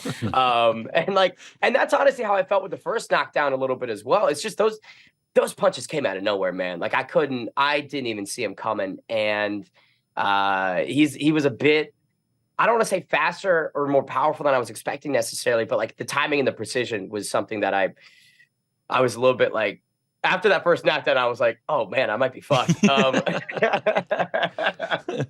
I was wondering, I'm not going to lie, watching it, I was just like, after that first one, I was just like, man, this looks dicey. I will say, I caught him with a good body shot. There was one body shot that I thought was pretty okay. A few jabs. We tried. We had so many combos we wanted to roll with. We had a Gaethje where it was a 1-2, and then we roll under right into a southpaw check right. We had like this step in jab when he's on the ropes, and you could see me go for it. It's just I butchered it so horribly. It was a jab body, and then we'd switch angles onto his side and then wing the overhand. I forgot all of the setup and just threw a jab and then an overhand. But yeah, you know, it was good. I didn't feel like supremely out of my depth in the ring. Like I was taking the shots. I was defending a little bit better than I thought. The head movement was okay. Yeah, I was upon rewatch, the first thing I said to my coach, I was like, that wasn't as bad as I thought. So if they were to offer you somebody with a similar like skill level, similar level of experience to what Gabe had, you'd take that no problem. There's no shell shock from the idea of like, I don't want to go through that again. I don't give a fuck. Yeah. Give me Gabe again. Give me Francis Ngannou. I don't care. I'll fight anybody. Like, I'm about it, dude. I know that I might not have the best results, but I'll fucking get in there with anybody and put on a show. I believe you when you say that. I truly do believe you, but I wanna see a good matchup for you next time out. I want to see a fight where instead of me, where it's throwing not Brad Bolton, the black belt, and Gabe Silva, the lifetime trade. Instead of me throwing, $12 on Ben the Bane Davis plus 900, you can Venmo me whenever for that. Don't even worry about it. No rush. You can just Venmo me whenever. I want to get like a nice minus 110. Like, let's get a nice even odds where we can really get hype. I want to see a good matchup for Ben Davis. You've gone through the trials. I think going up against the black belt, getting your leg snapped in 13 seconds, and then having to fight Anderson Silva's son and getting knocked out in the first round, you've earned yourself a solid matchup. It's time for a win, fellas. I think is and it's gonna be sweet when we get it. Why don't you let us know who are you facing on December 17th? I think you said. Who do we got on deck? Tell us. I think December 30th. We're still organizing the matchup, but it's not a jiu-jitsu black belt. The name that I have in mind is another broadcaster. Let's in go! Fact, wow, he's another play-by-play. You might know him. Yeah, I bet you love him. Brendan Fitzgerald, let's get it going. Get out of December here. 30th. Very pro grappling. Me, you, Philadelphia. Is this a call out right now, or has there been real discussion around this? Is real. I texted him a while ago and he was down, but I'll call him out right now. Dude, officially. wow. Yes. Brendan Fitzgerald. Fitzy. So now, Better Derek has 48 hours to respond. Fitzgerald's on his game. We'll give him 36 hours. Give him 36. You talk about selling a fight. I mean, that'd be must-see television for me. Broadcaster versus broadcaster. I love that. That'd be fun. It feels like when you think about these things, you have the promotion in mind, right? Like, it feels like you're thinking beyond just like, this is a fun matchup that I'm going to do. It seems like you have the idea of like, you're putting on the fights that people want to see and that the promotion's going to be happy with. Did anybody come to you and say, hey, we appreciate what you're doing in terms of taking this fight with Gabe Silva? Like, how did they react to what happened this week? There was a lot of love. I think that the Zone team and Misfits, they sent a lot of nice messages throughout the week, especially Mams after like the presser or the weigh-ins. He'd be like, you're crushing it, keep it up. And honestly, Gabe's team as well. This is kind of funny. So I kept bumping into his coaches the entire week, and they're like the nicest guys. And I remember I was talking with one of them before the press conference, I think. And I was like, man, Gabe's just not fucking promoting this at all. And he was like, yeah, like we're trying to get him to get that side of it down, but you got to bring it out of him a little bit. And I was like, I got you, coach. But yeah, no, I think that they were all very happy with it. And, again, I want every party possibly involved anytime I do something to come away going, that was awesome. We liked working with him. And we hope to have him back. Yeah, from the outside, it looks like you're doing a great job with that. From the outside, it looks like you're doing a fantastic job, and I can't imagine that they didn't feel that way. In other realms, I mean, you say that you're a play-by-play commentator, you say you're a broadcaster, that's your main focus. I know I've seen you on Anthony Pettis' fight promotion. What else do we have in store there?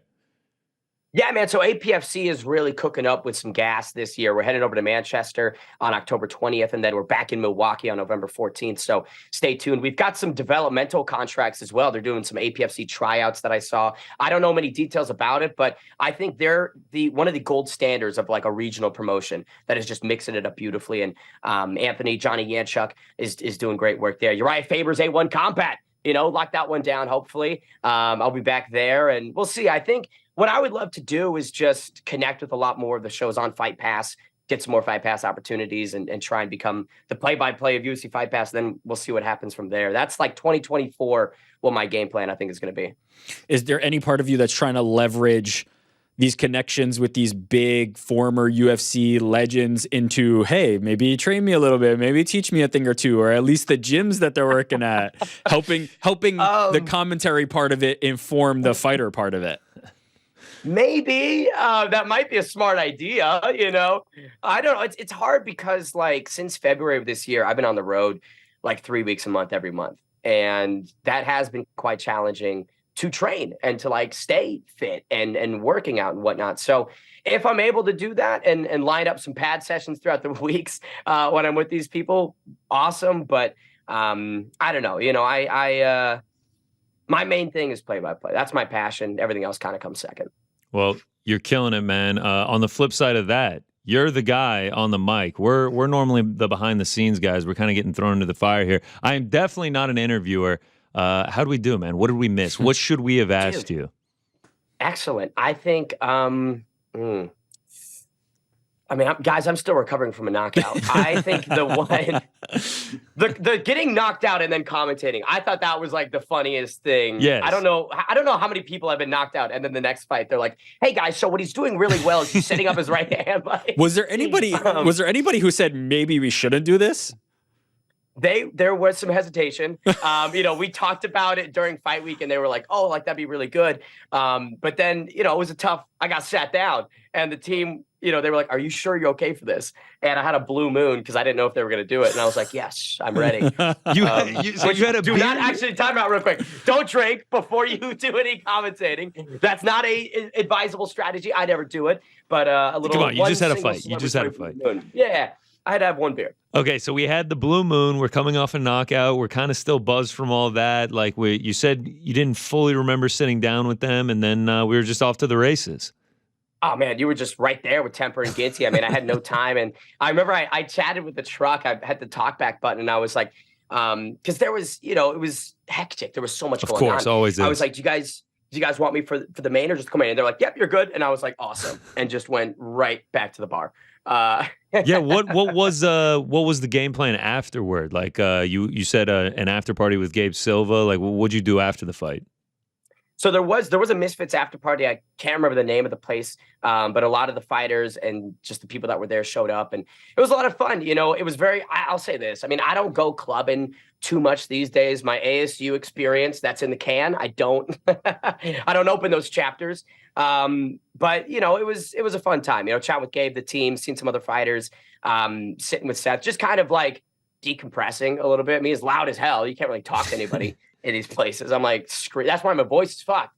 But yeah, went back. I had to wake up very early because the shuttle was there at 6:50 in the morning. So didn't get too much sleep. You know what I mean? But it was a fun after party.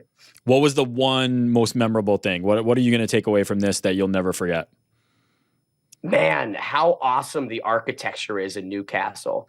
Dude, the UK, just Europe in general, relative to Arizona, we've got beige, tan, one-story square buildings. They've got castles that have been around for 500, 600 years that are just right there. It's like nobody's making a big fuss about it. So I think the architecture, but no, on a serious note, the big takeaway from this is, listen, you knock me down, I'm going to get the fuck back up. You know what I'm saying? And I'm going to keep fighting. I'm going to keep doing what I do, and you'll see me back in there soon.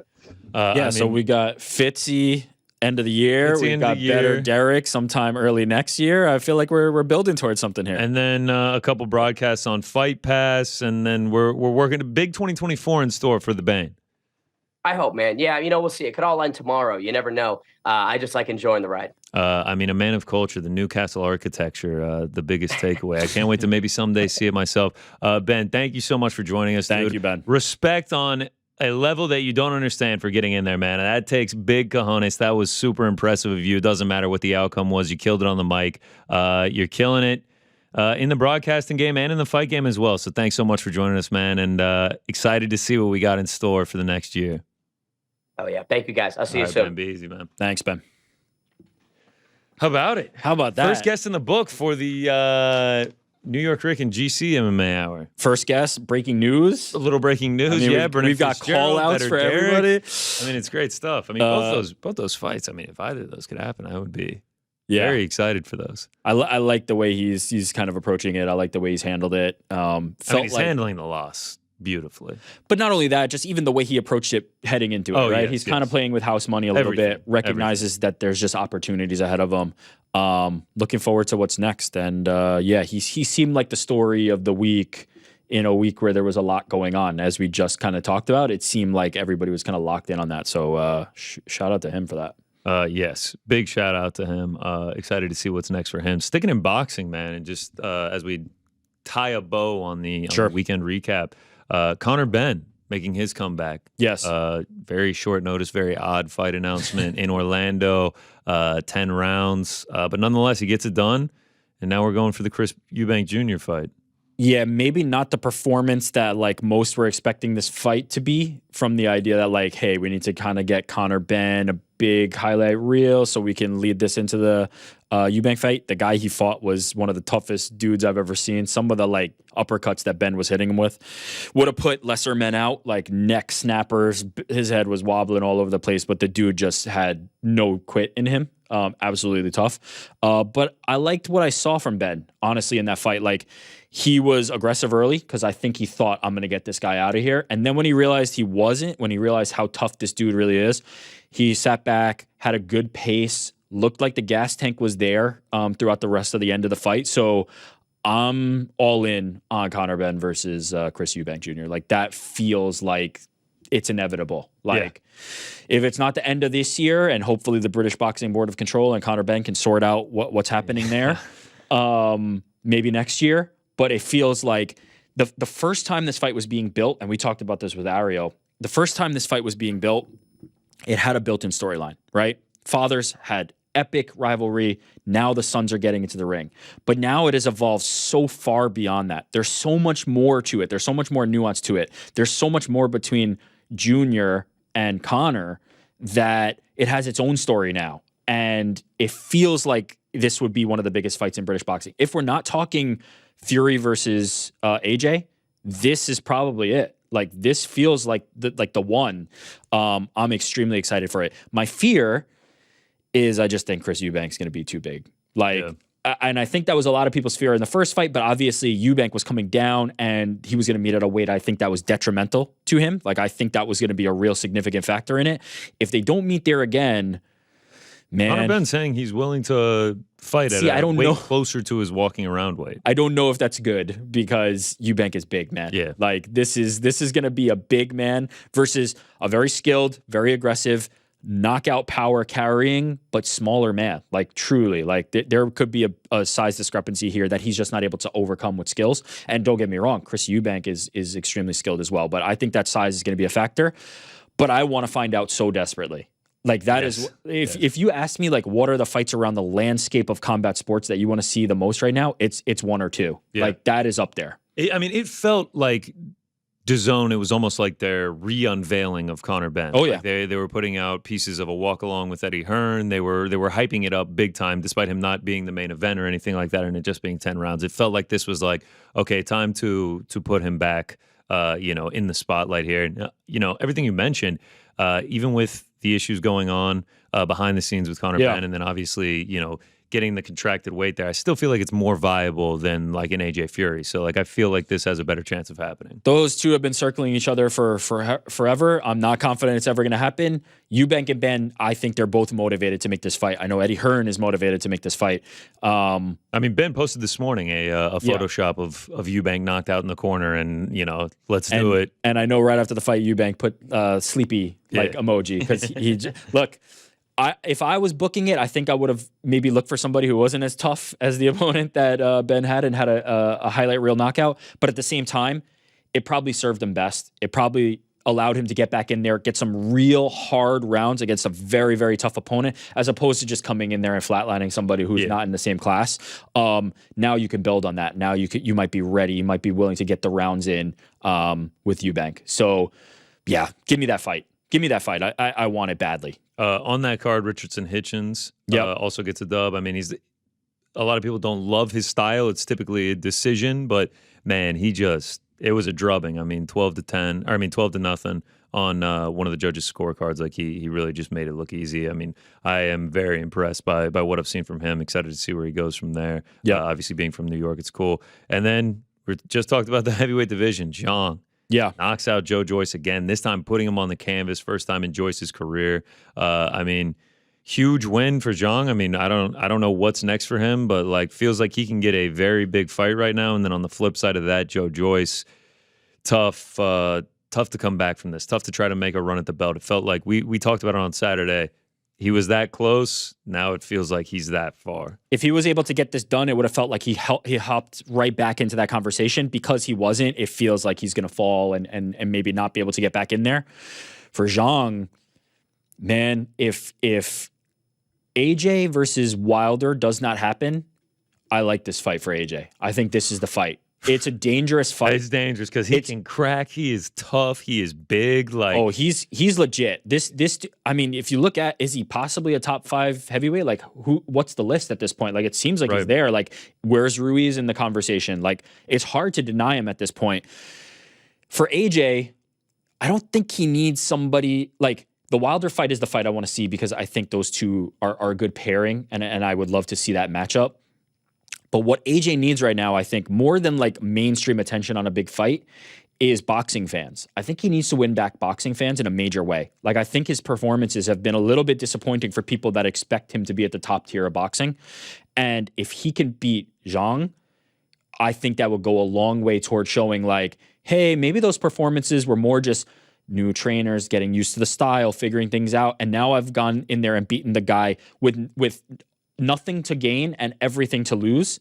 And now I'm back in the conversation, and now I'm ready for Tyson Fury. And now I'm ready for Wilder if that's not the fight. This feels like the right fight for both, if I'm being honest. At first, when I was thinking about it, I was like, if I'm AJ, I don't take that fight. He's too dangerous. But I think this is the fight that AJ needs, honestly. I think this is the thing that can get the boxing fans back and say, like, yeah, he's fighting the guys that a win over Zhang would impress me, man. It would really impress me. It wouldn't mean much to the mainstream, which is a reason why maybe you don't throw this on a pay-per-view. Maybe you do this in China. Maybe you do something where like AJ versus Zhang in China. You do something where you could put it on DAZN and you say like this is a headline-worthy event, and then you roll into the pay-per-views. I think this is the right fight, but man, it's dangerous. It is a risk. It is a big risk. For sure. I mean, for him to come back out there and do the same thing to Joe Joyce, but make it look easier he's good, man. Was crazy impressive. It's exciting times in boxing right now. A lot of matches to be made. Last fight that I wanted to get into happened on Friday. Yes. Let's talk. Let's talk, man. I mean, I don't even know how to like. I've been trying to think of the right metaphor for it. We're talking about Rod Tang versus Super Leg. Yes. Boxing is like a cup of coffee. Okay. MMA is like a super heavy energy drink. Rod Tang versus Super Leg is like, I mean, it's about hardcore drugs. I was gonna say it's like you're ripping lines out here. Yeah. Like I was like, it's like 11:30 a.m. on a Friday morning, and I'm just like 9 minutes of non-stop action. These guys did not stop the entire time. I mean, the only disappointment from the whole fight for me was that we didn't get 5 rounds. Absolutely. And there wasn't a belt on the line. I pray that they rematch it, and it is the proper 5 rounds, and they do put the belt on the line because Super Leg gets that knockdown in the second round, and I believe that's what won him the fight, obviously, because he was fading in the third round. It kind of felt like he was hanging on for dear life. I thought they were going to score it for Rod Tang. Very curious to see how that fight would have gone had they had the extra 6 minutes. Yeah, completely agree. I think we needed to see longer. I completely agree that it seemed like the sentiment was like Rod Tang kind of maybe edged it, but certainly the most impactful moment of that fight was the second round from Super Leg. That was the greatest like. I was loving it, man. I was loving it in a while. What one championship, and this fight happened in one championship, what they have done a really good job of doing, and I wasn't really sure how viable this was going to be, was getting people to appreciate Muay Thai, kickboxing, jiu-jitsu in the context and framework of MMA, right? Their bread and butter, the primary portion of a lot of these cards is going to be MMA fights, and they have like an MMA kind of feel to them. But they've gone so far above and beyond in terms of acquiring Muay Thai, kickboxing, and jiu-jitsu talent and highlighting them and showcasing them. Whereas those sports individually have had a very hard time crossing over with US audiences, have a very hard time capturing the MMA fan. I feel like as an MMA fan, right, primarily, you're jumping into that. You're saying, I'm willing to come along with you, one, if you're able to do these fights. Now, they did this in MMA gloves, which is something that has been done before. I believe John Wayne Parr kind of had a promotion that did that initially. But they're doing Muay Thai in MMA gloves, where you have less of the protection. I don't know how much it's kind of affected Muay Thai. Certainly grappling is going to be, and clinch positions are going to be a little bit different, the hiding behind gloves, but I think that maybe it's not as distinct as we've seen from what I can kind of tell. But the action, the level and quality and caliber of fighters that they are putting out there for MMA fans, who if you're MMA fans, oftentimes we're hearing like, get it off the ground, I don't want to see this. Well, this is for you. Like, this is what you're going to want to watch, because these guys are going 100 miles a minute. They've only got 3 minutes per round, and they're absolutely pushing the pedal. And they're among the best of the best at what they do. And I think one has done a really, really good job. of capturing that kind of MMA fan and bringing them in for some of these more niche combat sports. Yes, they are pedal to the metal. They are pushing the entire time. It's fantastic theater, and then on top of that, the actual theater surrounding it, the pageantry, the walkouts, the rituals surrounding it, is just fascinating to watch. And then the crowd is fantastic. Every time there's a big moment, it's just like, oh. I mean, everyone's going crazy for each big shot. So yeah, it was. I mean, the fact that they put it for free on YouTube too.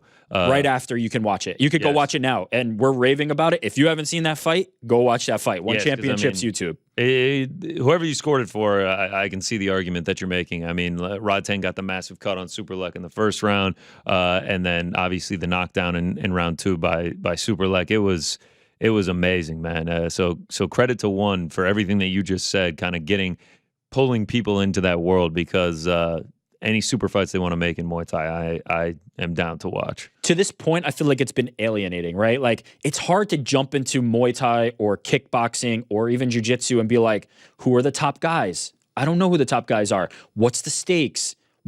All these things are hard. As an example, Israel Adesanya and Alex Pereira, I've been watching them for years before they entered the UFC, but most MMA fans are exposed to them once they come to the UFC or once they come to a big promotion or start the MMA careers. That's when the story starts with them. It's alienating. It's hard. It's hard to jump in. One is giving you an easy platform. Hey, maybe you're coming for Demetrius Johnson, but you're also going to see some of the best grapplers on the planet. You're also going to see some of the best Muay Thai fighters. You're also going to see some of the best kickboxers, and they're also vetting it for you. They're only showing you like really the best of the best and the stuff that's really going to get you involved. So yeah, I can't speak enough for what a tremendous job they've kind of done in terms of broadening people's understanding of some of these niche sports. Yeah, I mean, absolutely. I'm 100% with you. So if you haven't, go watch Superlek Rog Tang. It's only going to take you about 10 minutes. It's short. Not a long fight, but it is very exciting. I highly recommend going and watching that. One more bit of news you just mentioned, Israel Adesanya. Yes. Pleads guilty to a DUI. Happened back on August 19th, I believe. The amount of alcohol in his system was obviously on a different system than I have it here. Americans it's 87 milligrams per 100 milliliters of blood. The legal limit is 50 milligrams. So I don't know the context of how much that is. I've seen some people saying it's just a touch over, but obviously illegal is illegal. Yeah, the New Zealand Herald was the one to report, and they I believe they got a statement from Adesanya or his representatives where he says, "I want to apologize to the community, my family, and my team for the decision I made to get behind the wheel after drinking at dinner." So that gives us a little bit of context, right? Like, he's saying like this was enjoying drinks at dinner, not a situation where he's out, slamming drinks, and then so that gives us a little bit of context maybe for what those milligrams represent. He says, "I'm disappointed with my decision to drive. It was wrong. I know a lot of people might follow me, and I want them to know I do not think this behavior is acceptable." So taking accountability, saying I do not condone what I was doing, and trying to move on from it. Sentencing on January 10th is what has been reported. So yeah, an unfortunate kind of thing to come out. It's odd the timing of it, because this is what date was 3 weeks before the fight. Yeah, 3 weeks before the fight. It's right around when UFC 292 happened. That is one thing. A lot of people. I mean, obviously, the internet's going to run and make jokes and everything. I am seeing a lot of people being like, "Oh, he's having a tough run since the loss." Obviously, this did happen before the fight, but it is odd timing. Like that is an odd time to happen. The part where he's saying like, getting behind the wheel when drinking at dinner makes me think that maybe this is something that's not where he cuts all alcohol out before a fight camp. There's certain fighters who will, there's certain fighters who won't, and could have been in that circumstance, but certainly agree with his position that like this is not what you do. You don't get behind the wheel. It's unacceptable, and he will be sentenced for it. But I like that the statement that he has released takes accountability for it and says, do not follow my example here. Yeah. And we'll see what happens from here. And hopefully he sticks by that, and hopefully he can move on from it. And luckily, no one was hurt in it. It was just a pullover. It wasn't an accident. It wasn't anything like that. But yeah, unfortunate to see. And one last thing I do want to get into from the weekend, there were a lot of winners, a lot of big news and everything. I think my biggest winner was Kevin James. I don't know if you've seen it circling the internet. I can't get on Twitter. We have it right here. We have the picture. You can't go on the internet right now without seeing this picture. And some of them have been so good, man. Yes. I mean, some of them have been so good. I saw one that was like my friend of a friend, when my friend's friend that I don't know, when I bring out the vape at the bar and they're standing there looking like that. I mean, there have been so many good ones. Yeah, I saw one this morning. My favorite one I just saw one was when you touch the no tip and then turn the iPad around to the barista. I saw another one, Travis. By the way, we should describe for people who are listening and not able to see. Yes. It's Kevin James, a Getty image of Kenny James. That's Kevin the best James. part about it, is that the Getty Images watermark is still on. Yeah. A little bit of like a slump, a little bit of like a bashful kind of look to him. Goofy smile. And like, another thing that I love about it, that it's not just the Getty Images watermark. This is from like season 1 or 2 of The King of Queens, which was probably filmed in like 1999.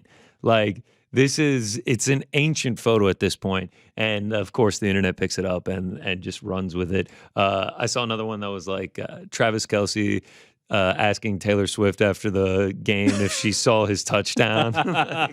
there's been so how about that, by the way? I was thinking as we were walking in here, like, has there ever been anything even close to this in MMA? Because like you talk about stealing headlines, like the CBS broadcast couldn't go 10 minutes without showing Taylor Swift in her suite in like a 41-10 game. There's got to be, right? I'm forgetting some was infamous. it Julian Marquez with called Miley Cyrus? I mean, he was close. Like, he could have gotten there. Imagine if we had gotten Miley Cyrus at an Apex event. I know there was, I believe Alex Reed, and there was a famous. Oh, this is gonna kill me. Somebody on Slack from MMA Fighting hit me. There was a famous like model in the UK, and they were like a real like power couple. And I'm forgetting her name at the moment, but was there one that was like UFC level? There had to be, right? Like,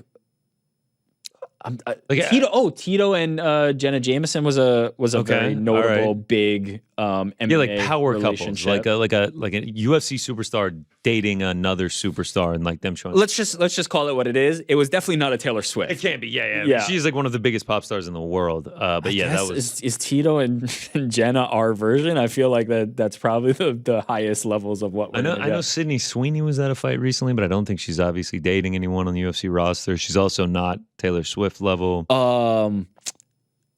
Before Becky Lynch married Seth Rollins, she was dating Luke Saunders, I believe. I believe that's correct.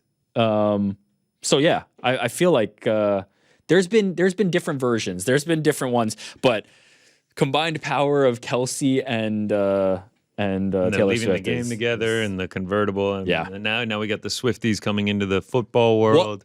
What would it take? Who would be the Travis Kelce in MMA, and who would need to be the MMA equivalent in terms of Taylor Swift? Yeah, I don't know. Like, I mean, like who's like a Travis Kelce level of fame right now? I mean, like imagine if like Sugar wasn't spoken for. Yeah. And like he started dating, plays for a Super Bowl winning team. Yeah, I feel like that might be the. Who would instead of Miley Cyrus isn't a bad one for Julian Marquez, but obviously Marquez doesn't have the star power of Travis Kelce. But yeah, I don't think we're quite there yet in terms of the romances. We'll fingers crossed. We'll hopefully get one soon. Like, imagine, and that's kind of a big age difference. I was gonna say, imagine Sugar started dating like Katy Perry. Yeah, I mean, why not? Imagine Sugar started dating Ariana Grande. Oh, there you go. Yeah, there you go. Maybe that's it. And she has like dyed hair for him, whatever. Oh, wait a minute. Duh. Luke Rockhold and Demi Lovato. Wow. That's the one. Wow. Oh, duh. And she pulled up. She pulled up. Yeah. Oh, wow. She was big into it too. This is this predates like you a little time, bit. Yeah. Luke Rockhold, That's Demi a good Lovato. Comparison. That's ours. That's the MMA. That's the MMA version. Wow. Yes. She got big into jiu-jitsu. She was all over it. Yes. Oh yeah. Here they are. I mean, look at that. Yeah. All right. You helped me get there. That's we go. The one. Look at them out on the town. They're going to fights. I mean, this is great stuff. Yeah. No, great call by you. I think that's a perfect comparison. That's the perfect one. I mean, that's great. Also, shout out to Kevin James, because like, did you know that he was in an MMA movie? Have you heard of Here Comes the Boom? Okay. Yeah. Here Comes the Boom. He does a lot of sports movies. He did the Sean Payton movie as well, which was odd casting. Yeah, no, I know all about Kevin James. Okay. King of Queens. I used to watch when I would get home from school. He's a huge MMA fan. Yeah. He was at the early fights as well. Shout out. So shout out to Kevin James on the MMA tip, not just the meme tip. Yeah. King of Queens, man. I mean, look at him. My Legend. eyes are getting weary. What a meme. That's the theme song if you didn't know. Oh, I've never seen the show. Oh, yeah. My back is getting tight. Uh, Sitting here in traffic bad? on the Queensboro Bridge tonight. Yeah. Is that bad? He's an MMA fan. He seems like a nice dude. I'm from Queens. Is this a, Wow. Yeah. I didn't even think about that. Is this a rough? Yeah. Oh, I mean, it's a. Should I have been a bigger Kevin James supporter? It is what it is, the show. Like, it's just like a laugh track, CBS or whatever, sitcom. Yeah. Like, it's just kind of like turn your brain off TV. Jerry Stiller in it. I love Jerry. Yeah, I mean, it's a solid show. It's not Yeah, I think I feel like I messed up. I owe Kevin James an apology. Yeah, I mean, Kevin James is great for memes, too. Like, I'm sorry, the Kevin. NASCAR. Gentlemen! When he's like, start your... Haven't seen it? No. Wow, you are really disrespecting Kevin James. Sorry, Like, Kevin no James. love for Kevin James, though, you know. Yeah. Did you even know that was Kevin James in the meme? Like, come on, man. You're asking me about my Kevin James. Oh boy. Grown-ups? Oh boy. Come on. Sorry, Kevin. All right. Before we get to the questions, let's quickly recap the weekend. Betting, Parlay Pals. Yes. Bets. Before we get to that, though, strap in, folks. This is the long one. I thought this was a little peanuts for a second, Frank. This is a nice, smooth jazz here. We're back. Another week of football. No UFC this weekend, unfortunately. There will be PFL Europe to bet on those. Your boy, Cedric Doumbé. Woo, it's time. Finally going to get him in the ring. Let's Get him go. in the ring. Canelo fighting as well. And DraftKings Sportsbook is keeping us in on all of the combat sports and NFL action with great offers every single game day. Always offering the promotions, the same game parlays, the profit boosts, all of that. New customers can get $5 and get $200 instantly in bonus bets. Throw down $5 on any of this week's epic matchups to walk away an instant winner. Don't know who my Falcons have next week, but tough loss to the Lions last weekend. And by the way, DraftKings, they're not stopping there. All customers can take advantage of 2 new offers every game day this September. Football is more fun. Combat sports are more fun when you are in on the action. So download the app now and sign up with the code the MMA Hour. New customers can bet just $5. I mean, if you're a new customer at this point, what are you doing? Like, you haven't used the code? We've had it forever. You got to get in there. $5 and you get $200 instantly in bonus bets only on DraftKings Sportsbook, an official sports betting partner of the NFL and the UFC. Use the code the MMA Hour. The crown is yours. I think that's a new slogan they're running. I kind of like it. I've been seeing it in all the commercials. And by the way, gambling problem, call 1-800-GAMBLER. Visit www.1800gambler.net. In New York, call 877-8-HOPE-NY or text HOPE-NY 467-369. In Connecticut, help is available for problem gambling. Call 888-789-7777 or visit ccpg.org. Please play responsibly on behalf of Boot Hill and Casino Resort, Kansas. Licensee partner, Golden Nugget, Lake Charles, Louisiana. 21 plus. Age varies by jurisdiction. Void in Ontario. I believe that is ONT. See sportsbook.com. See sportsbook.draftkings.com/football terms for eligibility, terms and responsible gaming resources. Bonus bets expires 7 days after issuance. That's not long. You got to get those in. Eligibility and deposit restrictions apply. Support them because they support us. Because they support us. You see it right over Rick's shoulder there.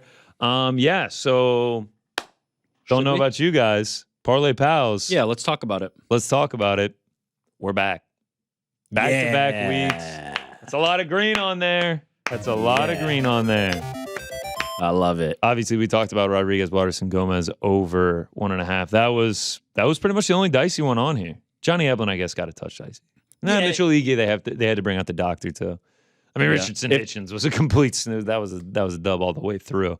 If that fight went longer, maybe Eblin's cut was bad enough. So yeah, I mean, it was deep. There was some dice there. You could see his skull there. So yeah, we're back. Juliana killing it. Back-to-back weeks. Juliana's the anchor of this whole thing at this point. We'll take this week off just because it's limited pickings with just PFL Europe and a little bit of boxing. We'll wait till the UFC gets back on track next week with the Apex card. But feeling good. We can go to my picks now as well. Recap those quickly. Did well in the singles. I mean, we just continue with the green trend. We gotta enjoy this because it's It doesn't always last long, so knock on wood that we can keep it up. Superlek got out. Yeah. Got out with that one. That one was very close. I thought they were going to give it to Rodtang. Usman. Is it time to have the conversation about the Usman brothers? Who's the better Usman? We're going to save that. No, save it? Okay, all right.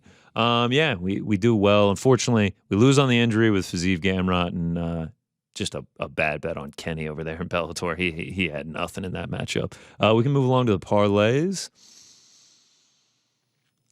2-1 on the parlays and got one alive for this week. Richardson Hitchens carries me over to Canelo. So I got Canelo at minus 154 going into this weekend. Tough matchup against Charlo. Yeah, what do you think about that fight? I feel like Canelo wins it, but I feel like it's a competitive decision. I think it's going to be competitive too. Charlo's nice. Yeah. Charlo's nasty with it. Looking forward to that one. The Jacob Malkoon cost me. Unfortunate, but it is what it is. So final recap here. Oh, yeah. 7-2-1 on singles. Another green. Look at all that green. Monday. 5 greens for us. 7-2-1 on singles. 3-1 on the parlays. Do you have a message for any of the doubters out there? No. We don't. I don't need to get back on him. I don't need to get back on him. I mean, I was told, worst sports bettor ever, worst fight picker of all time. I wait for you to drop your picks just so I can directly fade them.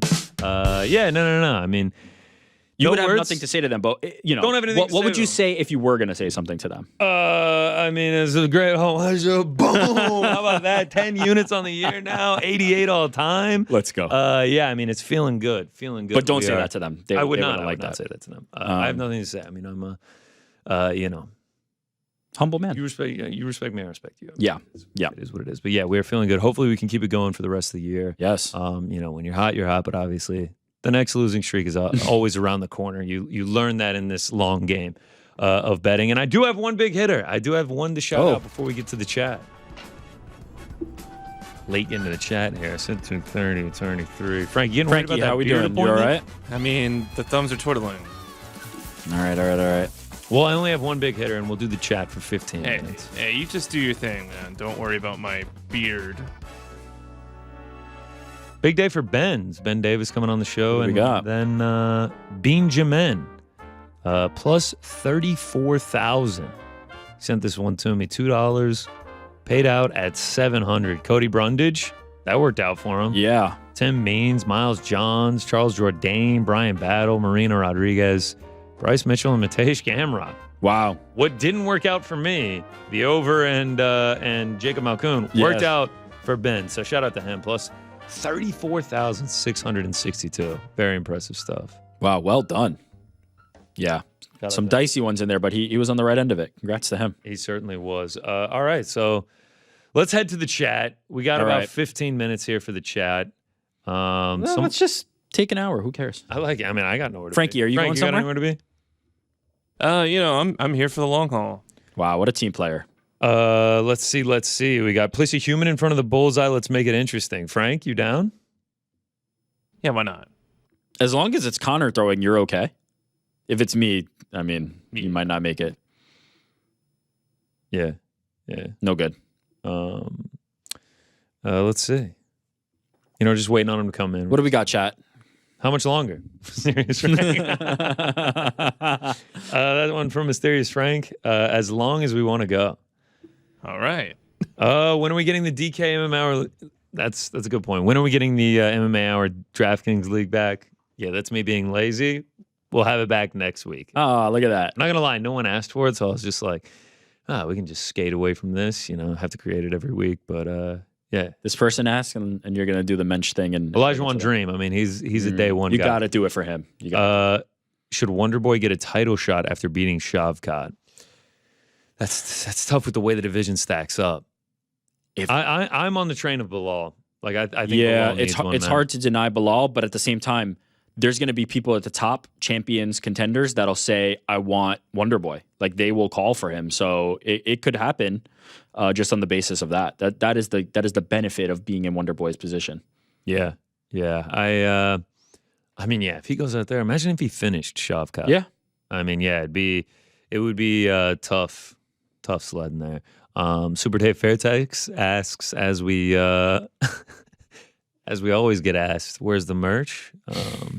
No comment. Maybe one day. No comment. No comment.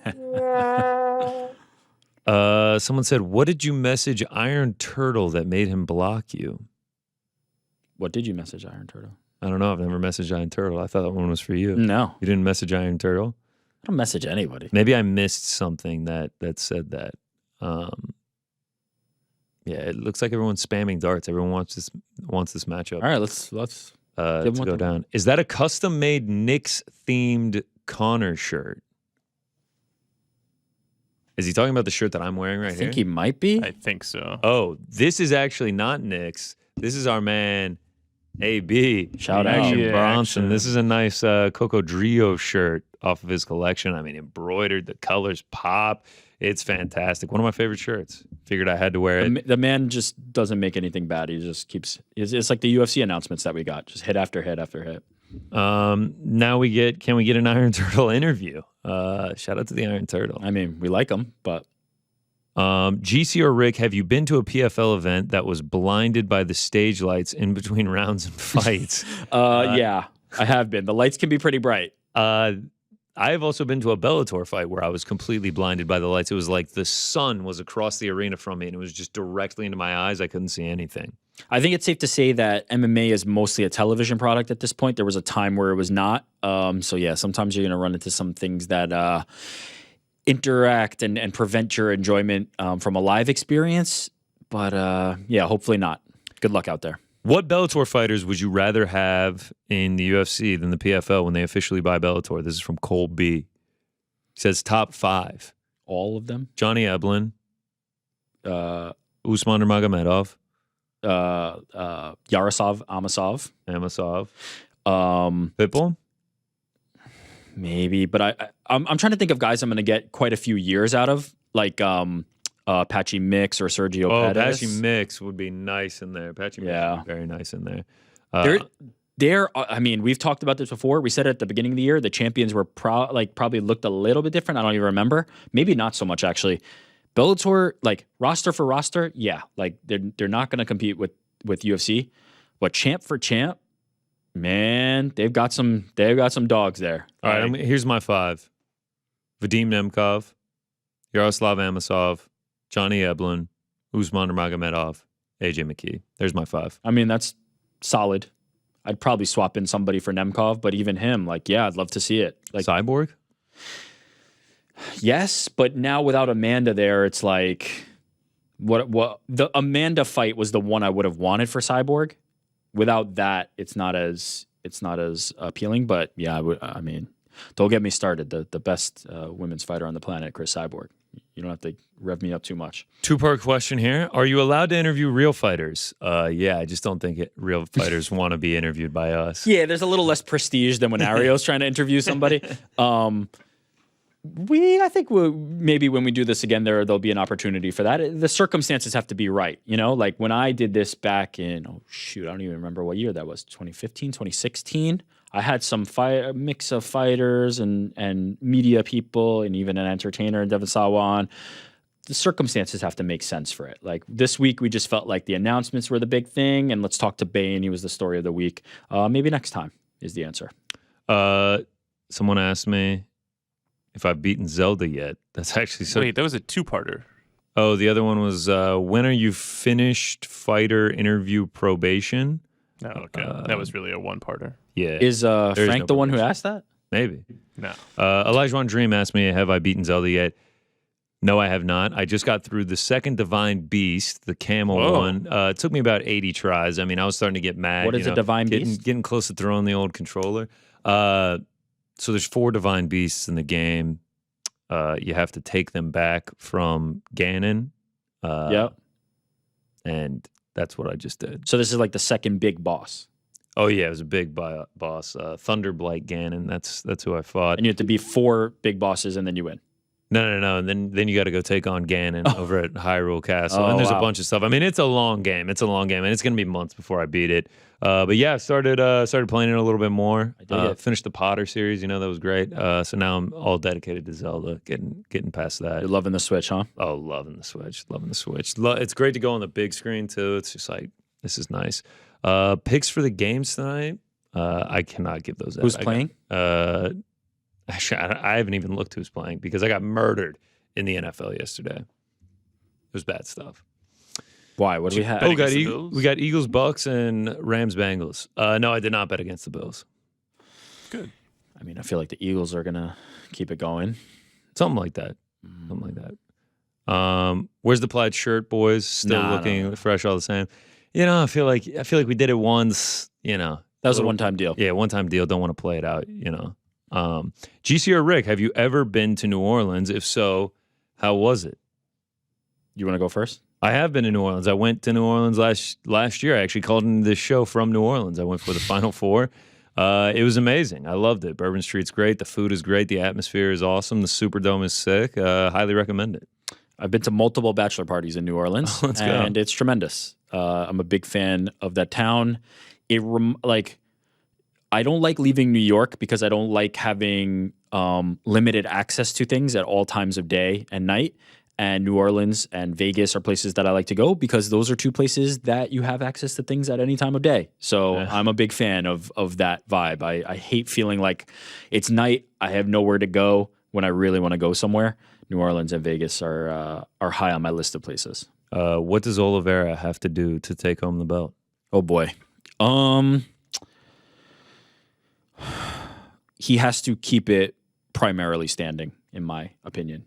I don't think Islam is somebody who's going to create a lot of submission opportunities for him, even though Charles is one of the very, very best at that. If Charles has an opportunity to maybe get to his back, I think Charles is going to be dangerous and it's going to be dicey for Islam. But if it just turns into takedown into guard, I just really don't see Charles Oliveira having a lot of success there against Islam. I think he needs to keep it standing, and I think he's very dangerous on his feet at this point in his career, and I think that's probably his best path to victory. If it turns into the same type of fight it was last time, I do not see it going very well. Yeah, I mean the chaos that Charles Oliveira brings, he's always alive in a fight. Yeah. I mean, it's just he just has to control the chaos. The thing about that is keep it standing. It's such a hard path to victory to predict chaos, right? What you really want to look for is maybe he's a better grappler or maybe he's a better striker. You can't kind of predict Charles is going to have an opportunity that nobody on earth can capitalize on and take a back and get a submission, but he is the type of guy who could do that. So maybe that'll work out. But in terms of a very straightforward path to victory, it's hard. He'd have to keep it standing, in my opinion. Can we get GC versus Eric on BTL? Already done. We did that. It's already been done. That was early. Very, very early on. Yeah. Got the dub, no big deal. I mean, controversial. Already been done. Here's a good one. Plus Money MMA. What is the funniest behind-the-scenes interaction you have had with a guest? Good or bad? Your choice. I will go first here. I know mine. Mine is Kayla Harrison came in studio last year before the PFL Championships. And, very busy woman. A lot on her plate. We were very busy that day and had kind of made her wait a little bit upstairs. So I went to go get her. She's got a fight the next day or in 2 days. She's focused on that. I always drum up conversations. Sometimes the fighters don't really want to do it. Most of the time they do. Kayla Harrison, she was just kind of yeah, cool to be here. That's all that. So the conversation died. It kind of fell silent. And I had these sneakers on and my right shoe was squeaking. I'm talking the SpongeBob episode of Squeaky Boots. And it's just me and her. And for the entire length of a hallway, it's just, there's no one here either because it's the holidays. It's Thanksgiving is the next day, I believe. And it's just dead silent, us walking, and my shoe just squeaking over and over and over. I was just is this hallway getting longer right now? When is this hallway going to end? I need to get out of here. So yeah, that was my. Was there any addressing of the squeaking? What happened from there? We got to this control room. I was thank God. I was this is our audio guy, Frank. Nobody said it. You didn't say it. They didn't say it. You're just nope. I mean, listen, I had already I've been you tried to keep the convo going. Yeah, and sometimes, I'm bad at starting conversations. I'm oh yeah, your kid's excited for the Macy's Day Parade. She's yeah. I'm cool. And yeah. No, so by the way, I don't find that to be true. I feel like you're very good in conversation. Well, then it's now I'm making the risk of doubling down and being Squeaky shoes, am I right? Her being like, would you shut the fuck up? I hate this guy. Who is this guy? Yes. So yeah, that's one that always sticks out to me. So for me, I guess it's not funny so much as like I spoke to Mayhem Miller before the infamous set storming thing. So I'll just leave it at that. Like, Yeah. I had a conversation with that man before coincidentally, we were talking about Kevin James to promote Here Comes the Boom. Yes, let's go. Let's go. So it all ties back together. But yeah, that was one of the more memorable moments that I've had behind the scenes with any guest. There he is. I also want to be very clear. This is no indictment on Kayla Harrison. No, this is a weird, awkward situation. Yes, this is more on me. She's a very lovely personality. Anything for you, Frank? You're always miking people up and whatnot. Yeah, when Conor was here, McGregor. he was so busy. I mean, yeah, Conor McGregor. So I'm having to lean over a desk to try to put a lav pack in his pocket, and his attention is completely somewhere else. There are 3 people in between us, and sure enough, it's just really awkward. That's the best way to describe it. I mean, you got anything else? Then I went to the green room to grab Aljamain Sterling, and he was sleeping. I went to the green room to grab Izzy one time, and he was napping. Comfortable green room, apparently. Comfortable green room and busy people. Yeah, good for tired fighters to sleep. I'm trying to think if there's any other before we move on from that. Like Max Holloway was really that was just a cool moment because he was just chilling. Like Max is the coolest. Hanging out. He's cooler than Max Holloway. 15 minutes in the back, just hanging out, talking about his trip to Japan. That was like wow, we're just chatting it up with Max Holloway right now. That was a cool moment. There was MJF yelling at me. Oh, that was a good one. That was a good one. MJF screaming in the back. That was good. Yes. MJF. Frank, why did you piss him off? Like, do better. It wasn't hard. I just looked at him weird, and then it was like all over. Yeah, do better next time. But shout out to MJF, killing it. I'm trying to think. If there's any more before we move on. There's been a lot. Yeah, I honestly, there's so many. I don't even remember. GC, is it fair to say Desmond Ritter is not him? Yeah, unfortunately, I don't think he's him. How are we feeling? Where's the fandom right now in terms of that?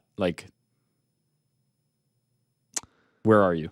Yeah, I'm a fan. I'll always support, but I'm not But are you it doesn't it doesn't ruin my day. Okay. It doesn't ruin my day. So you're not super invested, but you're still let's go. I watch. Yeah, I watch. Okay, fair enough. For sure.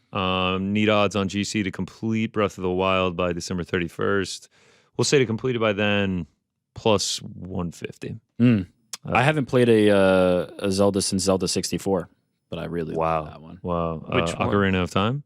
Yeah. Wait, what do you mean which one, Frank? Well, there was a second one. No, original.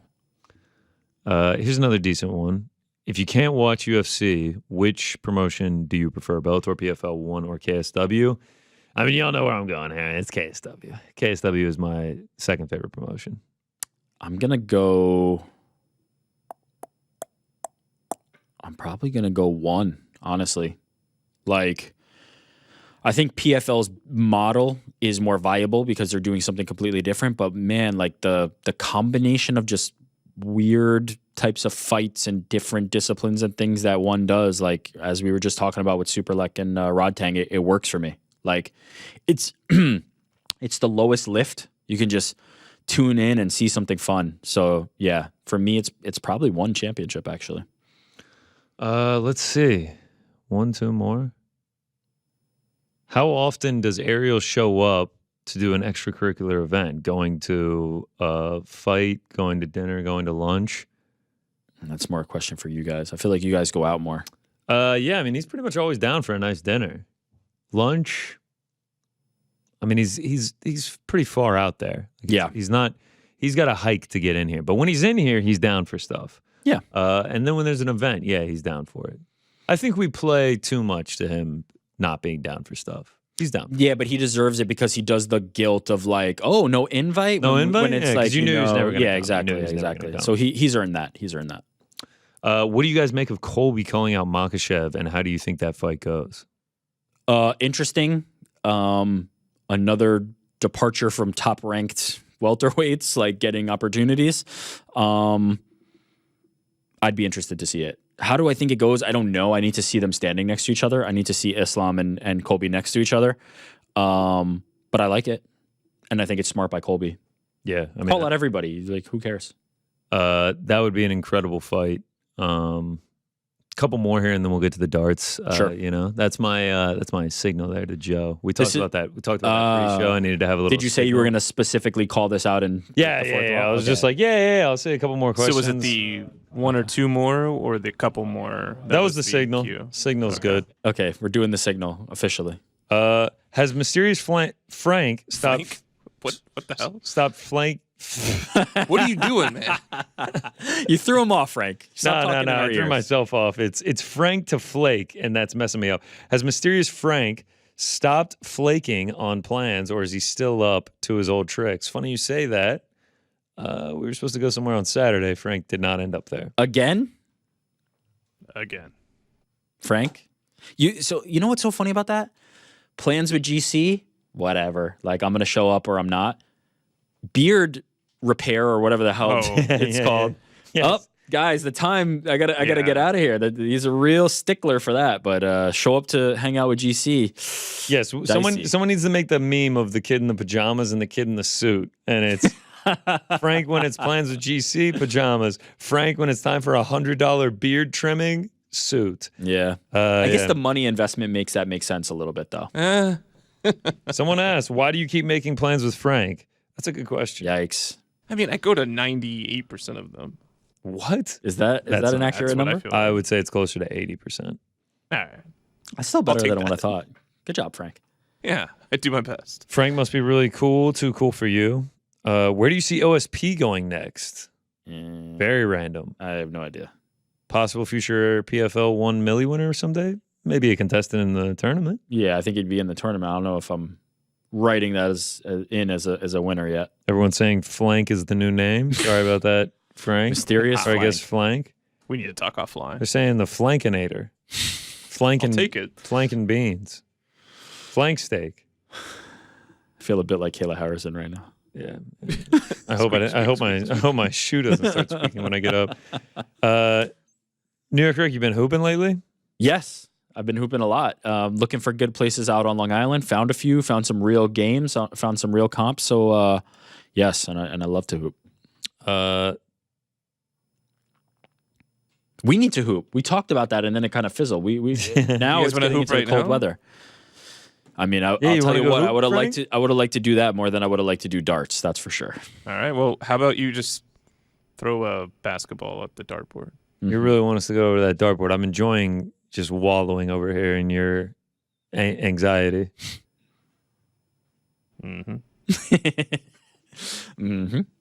Let's do it. Let's play some darts. Okay. It's the long-awaited match, the long-anticipated. Yeah, people have been waiting. Oh, I liked it. Love this. As we turn on the extra lights, like it feels like we're in a stadium. Are we good to stand up, Frank? This is good. Are we good, Frank? Yeah. Hear us, though. Here we go. All right. You want red or blue? Let me have red. All right, so the name of the game here is we're just going to play 501. Okay.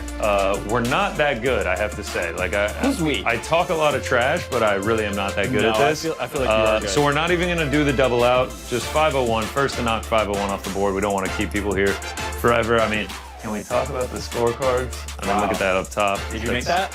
No. That's actually a Frankie creation. Wow. That's a Frankie creation. Can I just soak this in for a second? I like this. I just need to. Well, you soak it in. I'm going to go With first. the All peach, right? with the apple. I mean. Oh, that's been there. I mean, that was the last time. I guess you just didn't notice it. I didn't. It is what it is. All right. A little more pressure now with the lights. Now that we're all on. Aye. I mean, almost got the triple 20, but that is a 1. 2 18s. No, I mean, 37. 37, Frankie. All right, so now my elbow has to stay behind the line. Like, help me here. No. Just foot behind the line. You can lean over it if you want. Oh, wow. There we go. That's not bad. All right, a little more power. A little more so power. We got a 3 and, I gotta pull those. Yeah. A 3 and a 7. So that's 10. Beautiful. Here we go. I kind of feel like Gabe Silva and your Bane? Davis. Yeah, that's probably accurate. Wow. What happens there? You rethrow it? No, it just doesn't count. Wow, that's a... Even though it hit the board? Yeah. That's a bad turn for me, though. Barely miss on 2 double 20s, and I just end up with a 1. Wait, really? Yeah, this was just a 1. Leaving the door Just open. a 120, right? That's not bad. 18, 12, 30, and a 20, 50. Oh, okay. We're in it. Is that right? Yeah, I think so. Yeah, 18, 20, 12. I love it, dude. The scoreboard looks fantastic, by the way. We lost the music, Frank? Yeah, I like this, Frankie. Good job. Oh, wow, I'm actually still in it. That dart falling off the board really helped. I mean, can I get a triple 20 to save my life? 45. So what's great about this is GC's like actually like aiming for it, and I'm just... Well, that's kind of the benefit when you're new to darts. Like, you can score without hitting 20s. But you did just get a 20, 24. Oh, That's all right. 24 is still good. Went and saw some regional MMA this weekend. how'd we do? Dead Serious 50. My guy Jordan Morgan. Yeah, how did you look? Hold on, here we go. All right, there we go. Wow, you know what? I've never 25. appreciated this darts production until Close now. 20. This is actually like... That's 65 for me there, Frankie. Shut us up. I'm sunk. Jordan Morgan looked fantastic. Second round finish. Leg kick TKO. Oh, wow. Yeah, it was something to behold. That was his debut, you said? Yeah. That's pretty good to get the leg kick TKO. What do we got? 17, 13. What is this 32. That's 17. 32 for it. I mean, Rick hanging in there, man. Yeah. I need a I big feel like one. that last round put me... I mean, come on. Can the kid get a triple 20? Nope. 38. All right. Yeah, the fight was in a shopping center. Okay. Yeah, we actually have the video here. If we can just... Yeah, maybe roll that while I'm taking my puny throws. I mean, yeah, so we were in a shopping center next to a loaded spoon and a Topgolf suite. I mean, there were like roller coasters.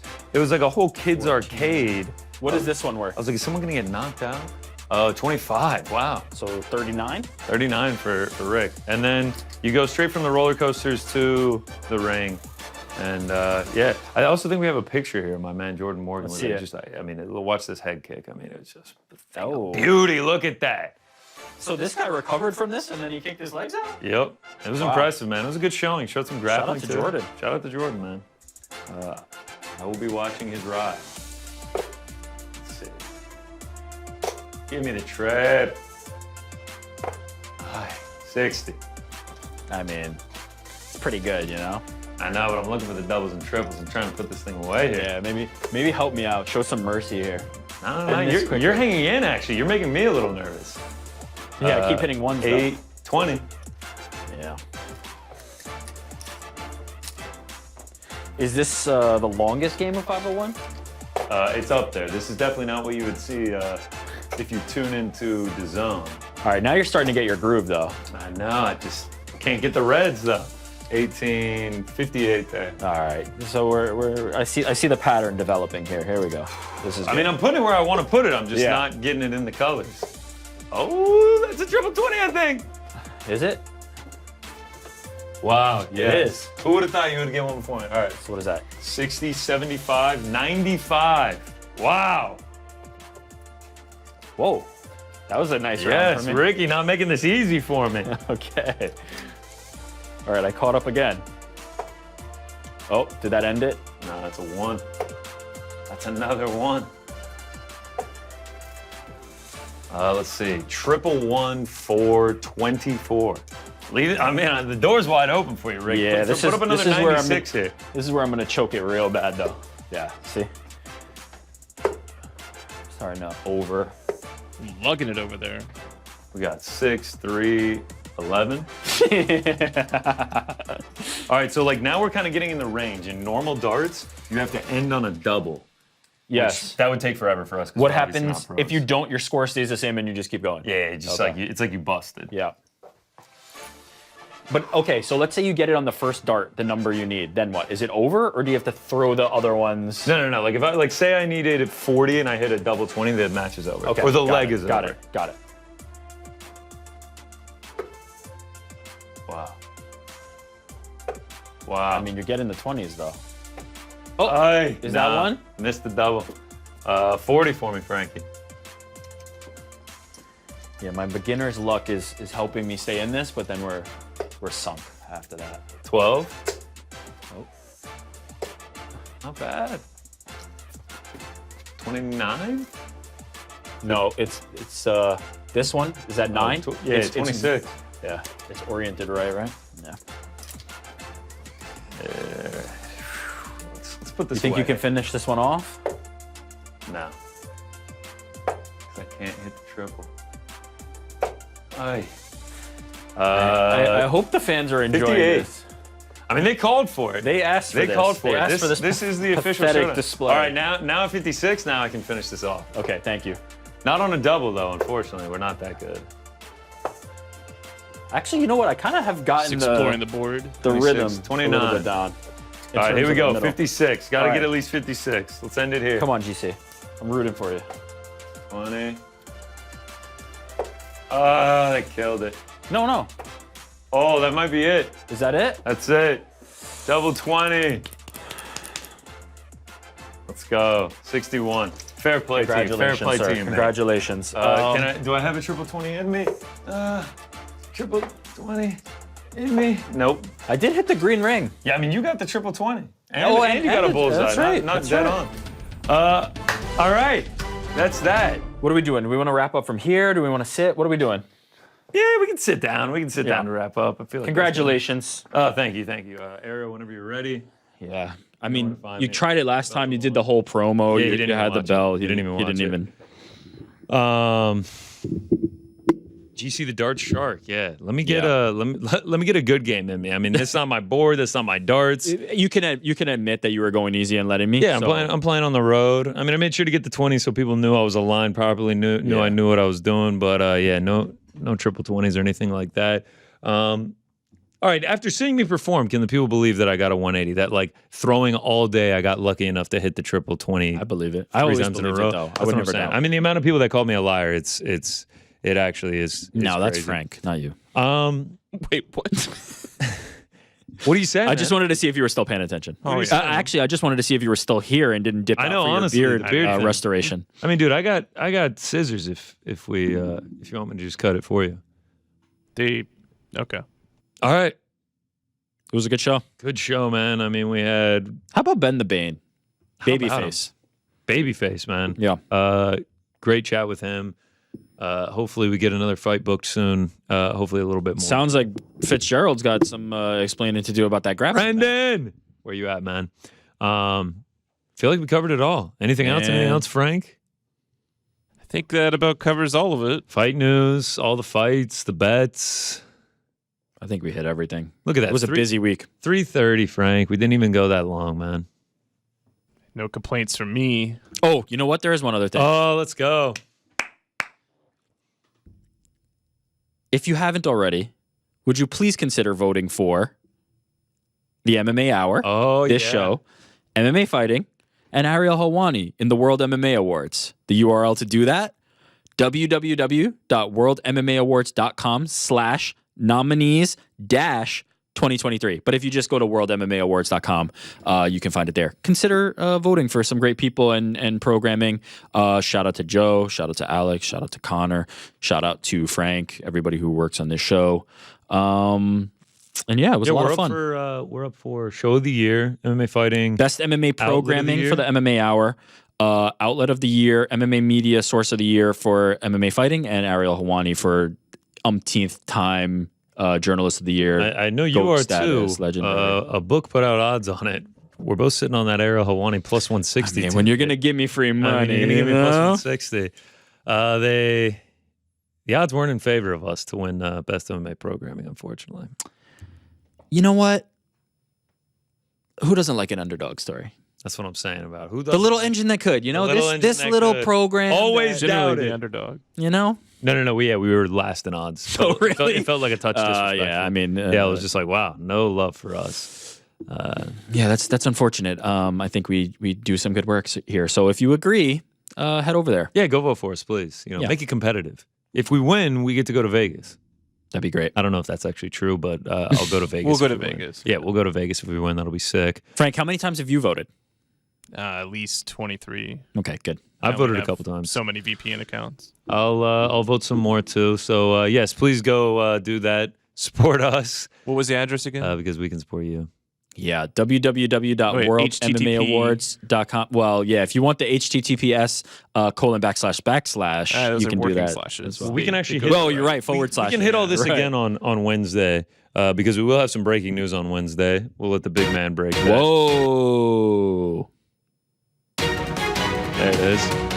Yeah, it's some exciting stuff. We'll get into it on Wednesday, though. Yeah. I won't give anything away. Fans will like it. Fans will. I hope the fans like it. I hope the fans like it because a lot depends on that. So breaking news on Wednesday. And yeah, I guess you can hit the music, Frankie. Another one in the Go books. ahead and call your Uber Yes. for your beard appointment, man. Another one in the books, Joe. man. Frank Yeah. just What'd you left. think?